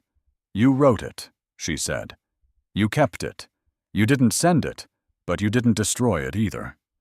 She held his gaze. "Why—" Seth was quiet for a long moment. In the lamplight, his face was open in a way she had only seen once before in the cave, in the fever hours when the defenses went down, and what was underneath was simply a person afraid, and honest, and trying. "Because," he said, "I thought if I destroyed it, I would be lying to myself as well. And I had already lied to too many people about too many things." He paused. "I suppose I thought I would send it eventually, when I found the courage." "You found it then," Wren said. "Just late." He looked at her. Something shifted in his expression. Hope careful and not quite trusting itself yet. "Are you—" "I'm not forgiving you tonight," Wren said. "I want to be clear about that. What you did was wrong. Not just misguided wrong.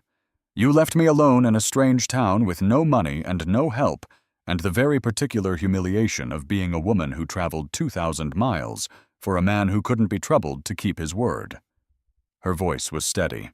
"I am going to be angry about that for some time." "I know." "But—" She paused. "I also know the difference between a letter that was written to impress someone and a letter that was written because a person couldn't help themselves. And that," she indicated the folded letter on the bed, "was the second kind." Seth looked at the letter, at her, back at the letter. "I want to start again," Wren said. "Complete honesty. No more decisions made on my behalf without my knowledge. No more protecting me from truths I'm capable of handling." She held his gaze. "And the next time you write something true, you send it." "Yes," Seth said. The word was simple and direct, and it carried the weight of someone who meant it precisely, and nothing more or less. "Yes to all of it." Wren picked up the letter, folded it once more, put it in her pocket. "Get some sleep," she said. "Tomorrow I need to go into town." "Why?" "Because Frank Dolan has been telling people I came here to collect a debt, and I have some things to show the town council about what Frank Dolan actually came here to collect." She moved toward the door. "Also because Doc Aldrin mentioned the ranch accounts, and I looked at your ledger over your shoulder just now, and you're overpaying for feed by 40 cents per hundredweight and have been for at least 2 seasons." Seth stared at her. "I kept my uncle's books for 3 years," she said. "Numbers make sense to me." She paused at the door. "Also, the yarrow on your shoulder needs replacing in the morning. I'll send Mrs. Pruitt." She closed the door. In the hallway, she stood for a moment in the dark, her hand flat against the door, her heart doing something she was not going to examine too closely tonight. "I am afraid that you are real." She understood that fear. She had carried a version of it herself, the fear that the letters were real, that the person was real, that wanting something this much made her foolish and vulnerable, and exactly the kind of woman her uncle had always quietly implied she was. She was not that woman. She had pulled a man out from under a boulder with a stick and her own stubbornness, and she had kept him alive for 3 days in a canyon, and she had sat in this beautiful, terrible house with its perfect dresses and its view of a valley she had read about for 3 months, and she had not run. She was not running. She pushed off the door and walked down the hall to her room and sat at the writing desk and looked at the valley in the dark, and began, for the first time, to think about what staying might actually mean. Not as a question, not as a decision still unmade. As a fact, she was walking toward one careful step at a time. Outside, the stars moved slowly over Hammond's Bend, and the ranch settled into the deep quiet of a working place at rest. And somewhere in the room 2 doors down, she was fairly certain Seth Harlow was not sleeping either. The town of Hammond's Bend did not know what to make of Wren Calloway. This was, she understood, inevitable. She had arrived under unusual circumstances, a woman alone traveling by foot through the canyon, emerging from a rockslide situation, with the territory's most prominent rancher in tow, and unusual circumstances in small towns produced the particular ferment of opinion that passes for conversation when there is not enough actual news to go around. She heard the first version of Frank Dolan's story from Mrs. Pruitt, who reported it with the clipped precision of someone who found the whole thing beneath contempt, but considered it her duty to convey. A woman from the East claims to know Seth Harlow. Came out here chasing a debt from some business arrangement gone wrong. Dolan himself had been seen in the saloon the previous evening, buying drinks, and talking with the expansive goodwill of a man who is performing innocence for an audience. Wren listened to all of it without interrupting. Then she put on her gray dress, her own, the one that was beginning to feel like armor, and asked Marcus if he would drive her into town. Marcus looked at her for a moment. Then he said with the economy of a man who did not waste words, "I'll have the wagon out front in 10 minutes." The town council of Hammond's Bend met on Tuesday mornings in the back room of the general store, which smelled of molasses and old wood, and the particular staleness of decisions made in small spaces. There were 4 of them. The store owner, a red-faced man named Briggs. The land agent, a precise little man called Garrett. The minister, who had the vague, benevolent expression of someone permanently surprised by human nature.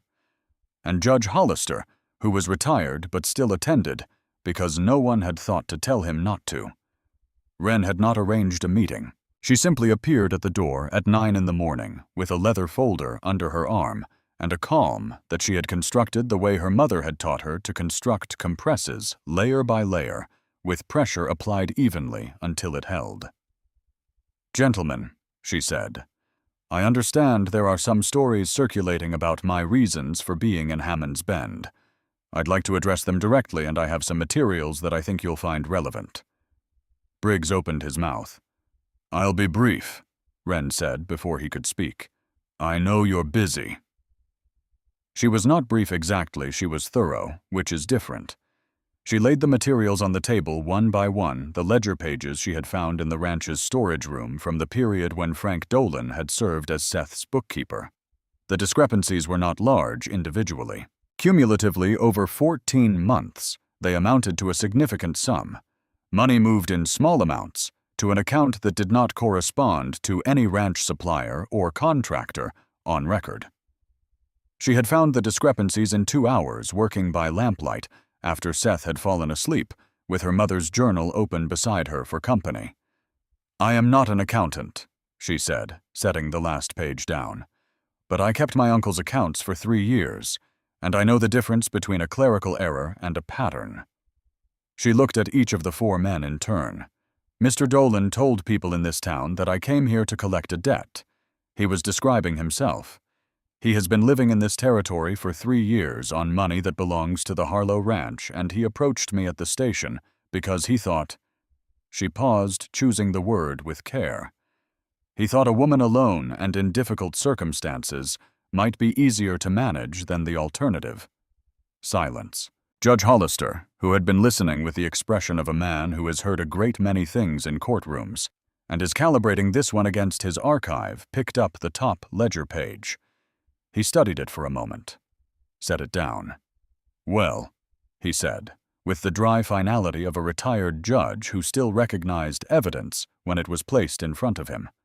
"That's fairly clear." Briggs looked at Garrett. Garrett looked at the minister. The minister looked at the ceiling with the expression of a man who has decided that Providence, not he, would sort this out. "I don't require any particular action," Wren said. "I simply wanted the record to be accurate." She gathered her materials back into the folder with the neat efficiency of someone who has made her point and sees no reason to elaborate it. "Thank you for your time." She was at the door when Judge Hollister said, "Miss Calloway." She turned. "Seth Harlow is lucky," the old man said. He was not smiling. His face had the reserved quality of someone who gave compliments rarely and meant them when he did. "To have someone in his corner who addresses things directly." "He addresses things directly himself," Wren said, "when he remembers to." She left before the old man could respond, which was perhaps slightly unkind, but she was working with limited patience, and she wanted to save some of it for the conversation she still needed to have with Frank Dolan himself. She found Dolan at the livery stable negotiating about a horse with the stable hand in the way of a man who intends to be somewhere else relatively soon. He saw her coming, and the negotiation stopped. Something moved across his face, the calculation of a man quickly revising a situation. "Miss Calloway," he said. The wide smile arrived slightly delayed. "I was just thinking about you." "I imagine you were," Wren said. She stopped at a distance that was close enough to be direct without being aggressive, and she looked at him with the particular attention her mother had taught her, past the surface at the shape of what was underneath. "Mr. Dolan, I've just come from the town council. I showed them some ledger pages from the Harlow Ranch, specifically from the period you served as bookkeeper." The smile held. His hands at his sides were very still. She noted the stillness. It was the stillness of a man making a decision about how to proceed, not the stillness of a man with nothing to fear. "That's old business," he said. "Seth and I settled that privately." "He settled it generously," Wren said. "He let you keep your name clean when he had every right to do otherwise." She held his gaze. "I would suggest that speaking my name in connection with debt collection in this town constitutes a poor return on his generosity." A long pause. "The stories stop today," Wren said. "In exchange, I will not ask Judge Hollister to take a formal interest in the ledger discrepancies. That seems like a reasonable arrangement." She paused. "Do you agree it's reasonable?" Frank Dolan looked at her for a long moment. The calculation was visible. She could see him running the numbers the way people do when they are weighing their options against their exposure. She waited. She was not afraid of silence. "Reasonable," he said finally. The word came out flat stripped of the warmth he had applied to everything else. His real voice, she suspected. "Good." Wren turned to leave. "You're not what I expected," Dolan said behind her. She did not turn around. "People keep saying that." She walked back to where Marcus had the wagon waiting, and she climbed up without assistance, and she did not say anything for the first mile of the ride back to the ranch. because she was allowing herself to feel privately, and without performance, the satisfaction of a thing done well. Her mother would have approved. Not of the confrontation itself. Margaret Calloway had not been a confrontational woman, but of the method. Quiet, precise, grounded in evidence. The truth laid out plainly and left to do its own work. Don't argue, Margaret had said once, pulling yarrow in a field, while 8-year-old Wren trailed behind her. Arguing is for people who aren't sure they're right. If you're sure, you just show. Wren had been showing things her whole life. She had simply, until recently, been showing them to people who weren't looking. Seth was on the porch when she returned. Not supposed to be, Doc Aldrin had been clear about the necessity of rest and elevation and patience, and Seth had agreed to all three with the particular agreement of a man who intends to modify the terms as soon as the doctor's back is turned. He had managed to get himself from the bedroom to the porch on his crutches, which was medically inadvisable, and Wren noticed with the part of her that had given up pretending not to notice such things, genuinely impressive. He was sitting in the chair on the far end of the porch, his broken leg propped on a wooden crate someone had thoughtfully provided, and he was looking at the valley with the expression of a man who has been inside for 4 days and finds the outside world almost unbearably good. He looked up when she came up the steps. How did it go? Well, she sat in the other chair at the near end of the porch and set her folder on her lap. Frank Dolan will not be telling stories in Hammond's Bend. The town council has seen the ledger discrepancies. Judge Hollister said you were lucky. Seth was quiet for a moment. To have someone address things directly, he said, as if he already knew the rest of the sentence. Wren looked at him. Were you listening? Marcus told me. A pause. He also told me you handled the whole thing without mentioning me at all.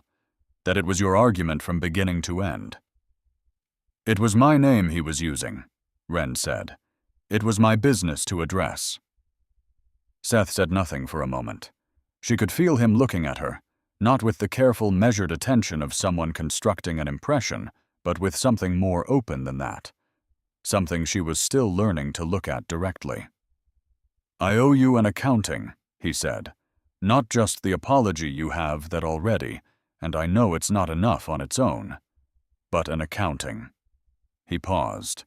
You deserve to know exactly who you're deciding about. Wren set the folder on the small table between them. Then tell me, Seth told her. He told her about his father, a man who had worked himself quietly to death on other people's land, who had died with nothing to leave except a 12-year-old boy, and the lesson that dignity and poverty could coexist, but that the coexistence was painful. He told her about the first 100 acres scrub rock and dead grass bought with 7 years of saved wages, and how he had stood on it the morning after signing the papers and felt something in him unlock that he hadn't known was locked. He told her about Catherine, not the version he had given in the bedroom, the controlled factual version, but the fuller version, the one that had cost him more to keep than to tell. He had loved her, or he had loved something he believed was her, which was perhaps the same thing, and perhaps not. He had shown her the ranch accounts in the 2nd month of their marriage, because he had wanted her to feel that the ranch was hers, as much as his. He had showed her because he had trusted her with something he trusted no one else with. He told her about the morning he had discovered she was gone. The specific details, the open account ledger on the desk, the empty jewelry box that had been his mother's, the note she had left, that said with a brevity he now recognized as contempt this was never going to work. He had stood in the kitchen for a very long time before he moved. He was not sure afterward how long. He told her about the 2 years of not signing the divorce papers. Not the version he had told her before, the truthful but incomplete version, but the real version, which was uglier. He had not signed because signing required him to appear before a clerk and write his name on a document, and in doing so confirm in the permanence of legal record that Seth Harlow, who had built 3,000 acres from nothing, who could read weather and land and cattle markets, who had survived his parents' deaths at 17, could not read a person, could not tell the difference between love and performance, was in the most fundamental way unreliable. He had not been able to do it. What he had been able to do was drink too much whiskey for 6 months, which he had done quietly and alone, and without letting the ranch hands know, because the ranch had to keep running regardless of what was happening to him. Then he had stopped drinking and started working harder than he had ever worked in his life, and in the space that opened up after the work he had started writing. Not letters. He had written in a journal long, rambling pages of things he could not say to anyone, what he wanted, what he feared, what he believed about work and land, and the particular loneliness of a man who has built a great deal and has no one to show it to. He had written those pages for a year before he placed the advertisement. When your first letter came, he said, I sat at this desk for an hour before I read it. I had been corresponding with 4 other women. Nothing wrong with them. They were perfectly good women, but their letters felt like applications. Correct considered presenting their best qualities. He paused. Yours was different. What did I write? Wren asked. She remembered, but she wanted to hear his version. You wrote that you were not sure you were the right person for what he was describing, but that you were tired enough of being the wrong person for what you were already doing, that you had decided to err in the direction of the uncertain. He looked at her. You wrote that honesty seemed more useful than performance, and that if the arrangement did not suit either of you, you would prefer to know sooner than later. He paused. And then you asked me what I actually liked about the land, not what I had built, what I liked. What did you answer? The mornings, he said. I told you about the mornings. The way the light comes in from the east across the valley before anyone else is awake. And for an hour, the whole place belongs to itself rather than to the work that needs doing. Wren looked at the valley. It was afternoon now, the light coming from the west rather than the east, but she could see what he meant. The land had a quality of attention. It looked back in the way that places do when they have been looked at carefully for a long time. You're doing it again, she said. What? Telling me things. A pause. Real things. The way you wrote. She turned to look at him. That's who I came here to meet. Seth met her eyes. Met her. He was always here, he said quietly. I just couldn't find him for a while. They sat in silence for a moment. The valley moved in the wind below them, the grass running silver and gold in alternating waves. Somewhere in the distance, a hawk circled that same lonely cry she had heard in the canyon, or one very like it. There's something else, Seth said. She had been waiting for it. He had the quality of a man working up to something, building toward it, with the care of someone who has learned that there is no useful way to approach certain truths except directly. Doc Aldrin spoke to me yesterday, he said, about the leg. Wren looked at him. It may not heal completely, he said. The break was there are 2 fractures that may not knit correctly without a surgical procedure. In Denver, a specialist. He held her gaze. If I don't have the surgery, I'll likely walk with a limp for the rest of my life. The physical work of the ranch. He paused. I may not be able to do all of it the way I have been doing it. The silence stretched. How long have you known? Wren asked. Since the day after we returned. He did not look away. I was going to tell you. When? A pause. When I had decided what to do about it. Wren looked at him for a long moment. She understood what he had done and why he had done it. She could follow the logic, the same logic that had kept him from the station, the same logic that had kept him from sending the letter, and she understood it, and she was not going to excuse it. Seth. She said his name with the particular quietness that is not soft, but is not hard, either the tone her mother had used for patients who needed to hear something difficult and needed to know it was coming from a person who cared about them. What did we agree to? He closed his eyes briefly. Complete honesty. Complete honesty, she confirmed. No deciding what I can handle before giving me the chance to handle it. She waited until he opened his eyes and looked at her. Do you understand why this matters? It's not the information. It's the decision. You decided again what I should know and when I should know it. You took that choice from me. I know. The words were flat, without defense. I know, and I'm sorry, and He stopped. I'm sorry. I don't have a better explanation than that it's a habit I'm still trying to break. And that, he paused, and that I was afraid you would stay out of pity, that you would make your decision based on what you thought I needed, rather than what you actually wanted. You were afraid I would stay for the wrong reason, Wren said. Yes. And you didn't trust me to know the difference. He held her gaze. No, I didn't. A pause. I'm working on that. Wren stood. She walked to the porch railing and stood with her hands on the wood looking at the valley. The mountains were very clear today. She could see the snow on the highest peaks, a white that was startling against the deep blue of the sky. She thought about what she wanted. She realized a question she had not been allowed to ask herself for a very long time. What her uncle needed, what was appropriate, what was expected, these were the questions she had been trained to ask. What she wanted had been a luxury so remote it had ceased to feel like a real category. She wanted the desk by the window with the view of the valley. She wanted the work, the accounts, the herb garden she had been mentally planning since she found wild onion in the canyon, the possibility of a proper still room where she could make the remedies her mother had made the chance to work with Doc Aldrin when he needed a steady hand. She wanted the morning Seth had described, the light coming from the east, the world belonging to itself, for an hour, before the work began.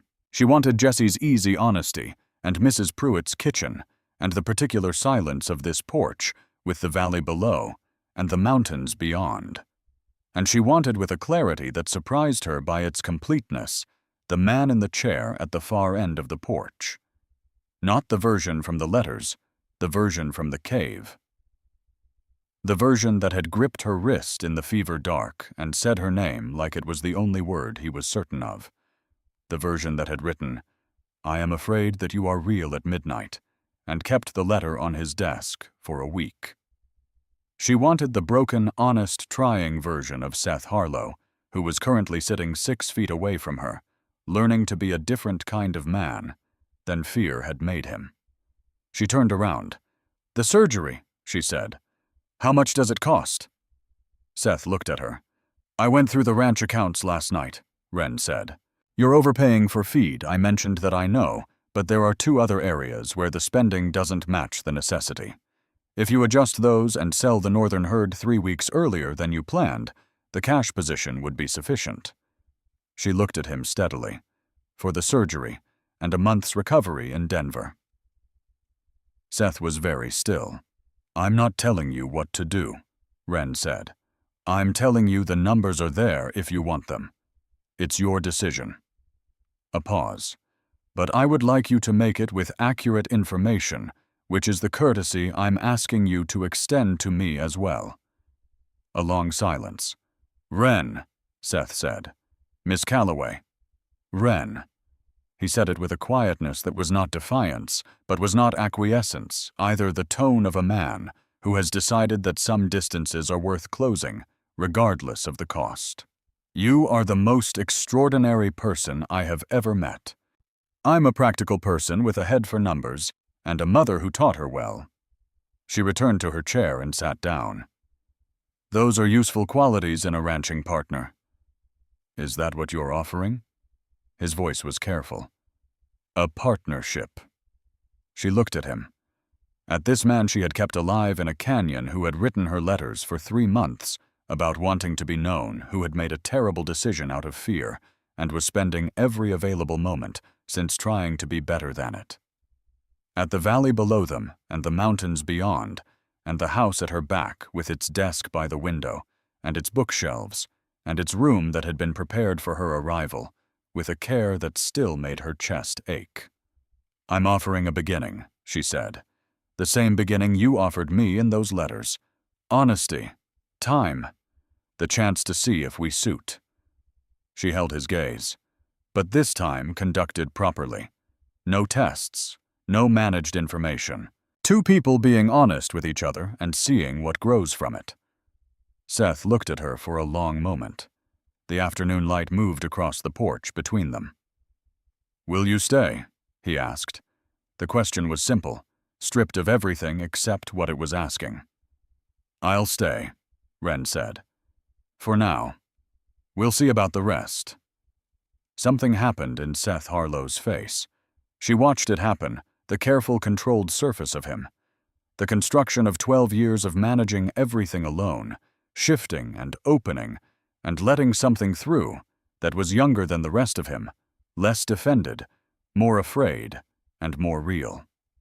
"Thank you," he said. "Don't thank me yet," Wren said. "I'm going to reorganize your feed purchasing and argue with you about everything." "I'm counting on it," Seth said.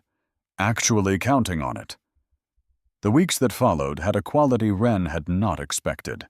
She had expected difficulty, and there was difficulty, the particular friction of two stubborn people learning to occupy the same space without simply deferring to each other. She had expected negotiation, and there was plenty of that. Seth wanted to manage the cattle decisions alone the way he always had, and Wren made clear that she had not come this far to keep her opinions to herself, and they argued productively and occasionally unproductively, and arrived at arrangements that neither of them would have designed alone, and that both of them grudgingly recognized as better. What she had not expected was the ease. Not constant ease, in the sense that the underlying agreement between them was sound. They thought about things in similar ways. They had similar tolerances for difficulty, and similar commitments to accuracy, and a shared instinct that honesty, even when uncomfortable, was preferable to the various forms of comfort that required you to pretend. Seth taught her to ride properly. This took longer than it should have, because Wren was not accustomed to doing things she could not immediately do well, and the horse, a gray mare named Patience, which was either a very good or a very ironic name, was testing in her own right. "You're fighting her," Seth said, watching from the fence rail one morning, with the focused attention he gave to everything. "She keeps going left when I want to go straight. She's going where the ground is softer. She's telling you something."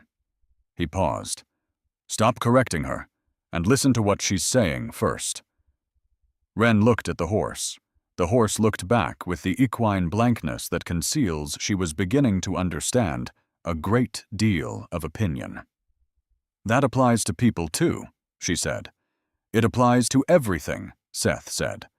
"That's why horses are good teachers." She got it on the third day. The particular shift of attention required the difference between directing and communicating. Patience stopped fighting her. They moved together across the south pasture in the morning light, and Wren felt something open up in her chest that she did not have a name for yet but suspected was a form of joy. She taught Seth to identify the yarrow that grew in the canyon hollow they rode out together, once his leg had healed enough to permit it, with Doc Aldrin's reluctant approval, and she showed him the protected hollow where the white flowers grew, and she explained the difference between yarrow and the similar-looking plants that grew nearby, and she watched him learn with the same focused attention he gave to everything, seriously, completely, without pretending to know what he didn't. "What would you use this for?" he asked, crouching beside the stand of yarrow with his weight on his good leg. "Bleeding, primarily. It slows it considerably." She showed him how to identify the leaves by their fine, feathery texture. "My mother carried it everywhere. She said it was the most useful thing in her bag. More useful than the willow bark. Willow bark is for pain. Yarrow is for survival." She paused. Different priorities. Seth looked at her that quality of attention again, the full direct kind. "Which are you?" "Both," she said. "Depending on the situation." He smiled at that. Not the ghost of a smile she had seen in the cave, a full one, reaching his eyes, changing his whole face. She was still getting used to that smile. She suspected it would take some time. One morning, 3 weeks after her arrival, Wren found Seth in the study before dawn. He was at the desk, not the ranch desk with its accounts and ledgers, but the smaller desk in the corner, the one with the single lamp and the stack of paper that was not official correspondence. He was writing. He did not hear her come in. She watched him for a moment from the doorway. He wrote the way he did everything with complete attention, his whole body slightly forward, the pen moving quickly when the thought was clear and pausing when it wasn't, the small frown of concentration between his brows that she had learned to read as a sign of a man working through something honestly. She backed out of the doorway without making a sound. At breakfast 2 hours later, Seth came downstairs and set an envelope beside her coffee cup. Her name on the front, postage stamp in the corner. He went to fill his own coffee without saying anything. Wren looked at the envelope. She picked it up. It was sealed. "You can read it now or later," Seth said from the stove, "but it's addressed properly this time." She opened it. It was 3 pages written in the lamp before dawn handwriting, slightly faster than usual, the letters running together in places where the thought had moved faster than the hand. It was about the valley, about the morning, about what it felt like to look out over something you had built, and for the first time in a long time, not feel alone in it. It was about her, not in the way of a love letter not performed or elevated. In the way of someone describing something real. The way she had looked on horseback the first morning she had gotten it right, moving across the south pasture, with the ease of someone who had stopped fighting and started listening. The way she had handled Dolan at the town council without asking anyone's help. The way she sat at the account books straight-backed, focused, with the small frown that meant she had found something and was running it to ground. The way she had set his leg in the cave and told him not to be heroic about it. "I have been writing to you for 4 months now." The letter ended. 3 in the arrangement and 1 since you arrived. The 3 were good. This one is better. I am beginning to understand the difference between writing to someone you hope exists and writing to someone you know does. The second is harder and considerably more worth it. I will not ask you for anything you're not ready to give. But I want you to know, in the way of things that should be said directly and sent when they are written, that I believe the best decision I have ever made was placing that advertisement. Not because of what it brought me, though what it brought me is more than I deserve. Because of what it required me to become. Honest, specific, willing to be known. You asked me what I wanted from those letters. I want to tell you the whole answer now. I wanted someone to show up. Not perfectly. Not without complications or history, or the kind of wounds that don't show on the outside. Just someone who would show up and be real and stay. You showed up. You stayed. You're real. That's the whole of it. Seth. Wren folded the letter, set it on the table beside her coffee cup, looked at it for a moment. Seth was still at the stove, his back to her, giving her the privacy of not watching her read. This she thought was itself a form of understanding, to know when to look and when to look away. "Seth," she said. He turned. She looked at him across the kitchen, this man in this house in this valley that had been described to her in letters for 3 months, and that was, she now understood exactly what the letters had said. It was hard and honest and worth the trouble.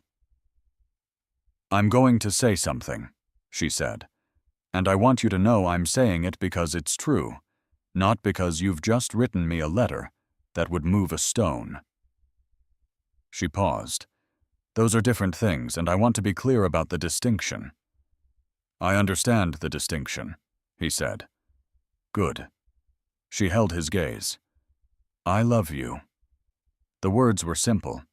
She had not dressed them up. She had stated them the way she stated everything plainly, with the directness her mother had taught her, and the care she had taught herself, and the hard-earned clarity of a woman who had come 2,000 miles to find out whether she was real, and had discovered somewhere in a canyon between a juniper branch and a tin cup of willow bark tea that she was. Seth looked at her. He crossed the kitchen in 4 steps, favoring his left leg still the limp that Doc Aldrin said might stay or might not, depending on whether he went to Denver, and he stopped in front of her, and he looked at her with the open, undefended expression she had first seen in the cave, the one that had told her before she had any other information that the person underneath the wound was worth finding. "I love you," he said. "I have been trying to say that for 4 months without knowing how." A pause. "The letter was the best I could do." "The letter was very good," Wren said. "You're not going to make this easy for me, are you?" "No," she agreed, "but I'm going to make it real." He put his hands on either side of her face, his calloused, work-roughened hands warm from the stove, and held her the way you hold something you are still getting used to. The reality of. And she let him, which was itself a thing. She was still learning to be held, without bracing for the condition that came with it. There was no condition, just the kitchen and the morning and the valley visible through the east windows in the early light that Seth had described in the 3rd letter, and that was, she now knew, from repeated direct experience, exactly as he had said the world belonging to itself, for an hour before the work began. They were married in December on a clear morning when the snow on the mountain peaks caught the early light and turned it gold. The ceremony was in the front room of the ranch house, because Wren had declined the church not from any objection to the minister who was a harmless man, but because the ranch house was where they lived, and where they were making the thing they were trying to make, and it seemed right to begin it there. Jesse stood beside his brother. Mrs. Pruitt stood beside Wren. Doc Aldrin read from a book of verse that had belonged to Wren's mother, which Seth had located through a considerable effort of correspondence with her Uncle James, who had turned out when written to by someone other than Wren, apparently to be a man capable of genuine feeling. He had also in the package with the book included the sapphire ring. Not the original that was still at Mr. Alderman's pawnbroker's on Mercy Street in Pennsylvania, sold to buy a train ticket. But her uncle had gone to Mr. Alderman and bought it back, and included a note. "Your mother would have wanted you to have this. She always said you'd find your way. I believe she was right." Wren had held the ring for a long time before she could speak. Then she had gone to find Seth, who was in the study pretending to look at accounts, and she had shown it to him without saying anything. He had looked at the ring, at her, at the ring again. "James Calloway is a better man than he's known for," he said. "He's a complicated man," Wren said. "Most people are." Seth had looked at her then, with the expression she was beginning to understand, as his most honest one, not the controlled public face, or the open, vulnerable face of the fever hours, but the third face, the one in between, direct and warm and willing. "I'll have it sized," he said, "if you want to wear it." "I want to wear it," Wren said. She wore it now in the front room of the ranch house, while Doc Aldrin read from her mother's book, and Jesse stood beside his brother with the expression of a young man who has been worrying about someone for a long time and has recently been relieved of the worry. She wore it and looked at Seth and thought about the chain of events that had deposited them in this room, the advertisement, the letters, the empty platform, the canyon, the boulder, the 3 days, the tin cup of willow bark tea, the letter that had been written and not sent, the letter that had been written and sent the kitchen in the morning, with the valley through the east windows. Every link in that chain had been necessary, even the painful ones, especially those. Character is what you do. When doing nothing is also an option, her mother had said. She had meant it about plants and remedies, about the slow, difficult work of healing. But she had meant it about other things too. Wren understood now. About showing up at train stations and canyon paths, about staying in caves, about returning to doors and opening them, about doing the hard thing when the easier thing was available, because the hard thing was the real thing, and the real thing was what lasted. After Jesse made a toast that was mostly about Seth's various failures as an older brother, and only incidentally about the wedding, which everyone agreed was appropriate, Mrs. Pruitt produced a cake that was better than the occasion technically required, and was therefore exactly right. Marcus shook Seth's hand, and Wren's hand, and said with the economy of a man who said everything he meant, and nothing more, "Good, both of you." And that was the whole of his opinion on the matter. In the evening, after the small gathering had dispersed and the house had settled into its own particular quiet, Wren stood on the porch with her coffee and looked at the valley going dark below. She heard Seth come up behind her, the slight unevenness of his gait, the sound of someone learning to walk again in a way that had accepted its own terms. He had decided in the end not to go to Denver.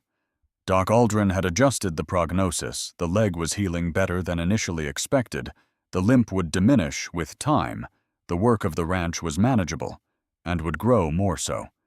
The surgery was no longer certain to be necessary. They would see. He stood beside her at the railing, not touching just there, the warmth of him in the December air. "Regrets?" he asked.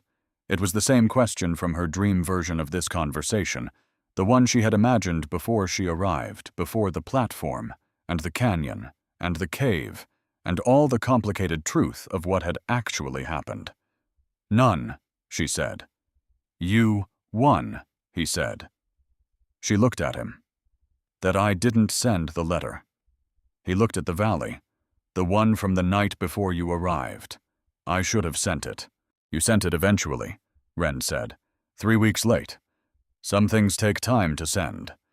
She looked at the valley too, the darkness deepening in the west, the stars beginning in the east, the mountains holding the last of the light on their high white peaks. "My mother used to say that the most important things were always the hardest to say out loud. Not because they were complicated, but because they mattered too much to get wrong. She was right. She was right about most things." A pause. "She would have liked you." Seth was quiet for a moment. Then, "Why?"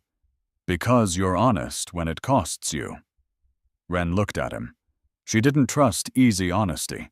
She said it was cheap, anyone can be honest when it's comfortable. She only trusted the kind that required something from the person giving it. She held his gaze. "Every true thing you've told me has cost you something. I noticed." Seth looked at her for a long moment. In the December cold, his breath made small clouds between them gone as quickly as they formed. "I'm going to spend a long time making it up to you," he said.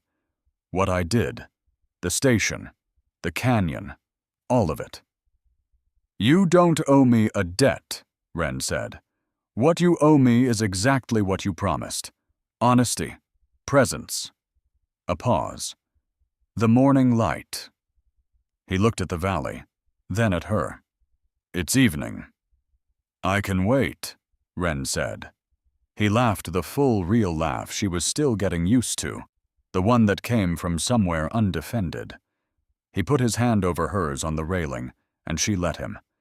And they stood there together as the stars came out over Hammond's Bend, in their enormous, indifferent thousands, the same stars she had looked at through the cave entrance 3 months ago, with a man she had not yet known was the person she had come to find. She thought about the version of herself who had stepped off the train into that heat and dust with $3.40 and a carpet bag, and the particular stubbornness of a woman who has decided not to be sensible anymore. That woman had not known what she was walking toward. She had known only what she was walking away from. She was not walking away from anything now. She was here, in this valley, on this porch, in this life that was difficult and honest, and exactly as real as she had believed it could be, as real as the letters had promised, which was something she had not been certain of until she was standing in it. Her mother's ring was on her finger. The sapphire caught the last of the light and held it the color of a September sky, the color of something kept, and returned the color of a woman who had traded everything she owned for a chance at something real, and had come out the other side with more than she had started with. Not more things. More of herself. That was the whole of it. That was enough. In the morning, the light came in from the east across the valley, exactly as described. Wren was already awake. She was always already awake.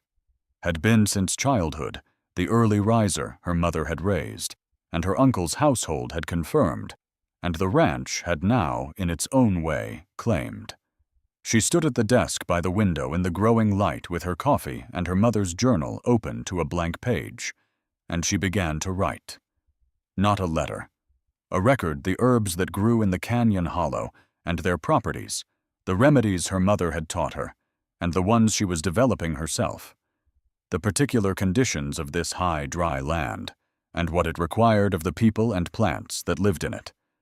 A document that would be useful. A document that would last. She wrote for an hour in the morning, quiet, before Seth came downstairs, moving through the house, with the careful deliberateness of a man who was learning to trust his own leg again. He appeared in the doorway of the study with 2 cups of coffee and looked at her at the desk with the expression that was his most honest one, direct and warm and willing. "You're working already," he said. "I'm always working already." She did not look up from the page. "Leave the coffee and come back in an hour." "Yes, ma'am," Seth said, with a gravity that was entirely performance. She looked up then. He was smiling the full smile, the one that reached his eye always. She had stopped being surprised by it and started being something else instead, something she was still finding words for. "An hour," she said.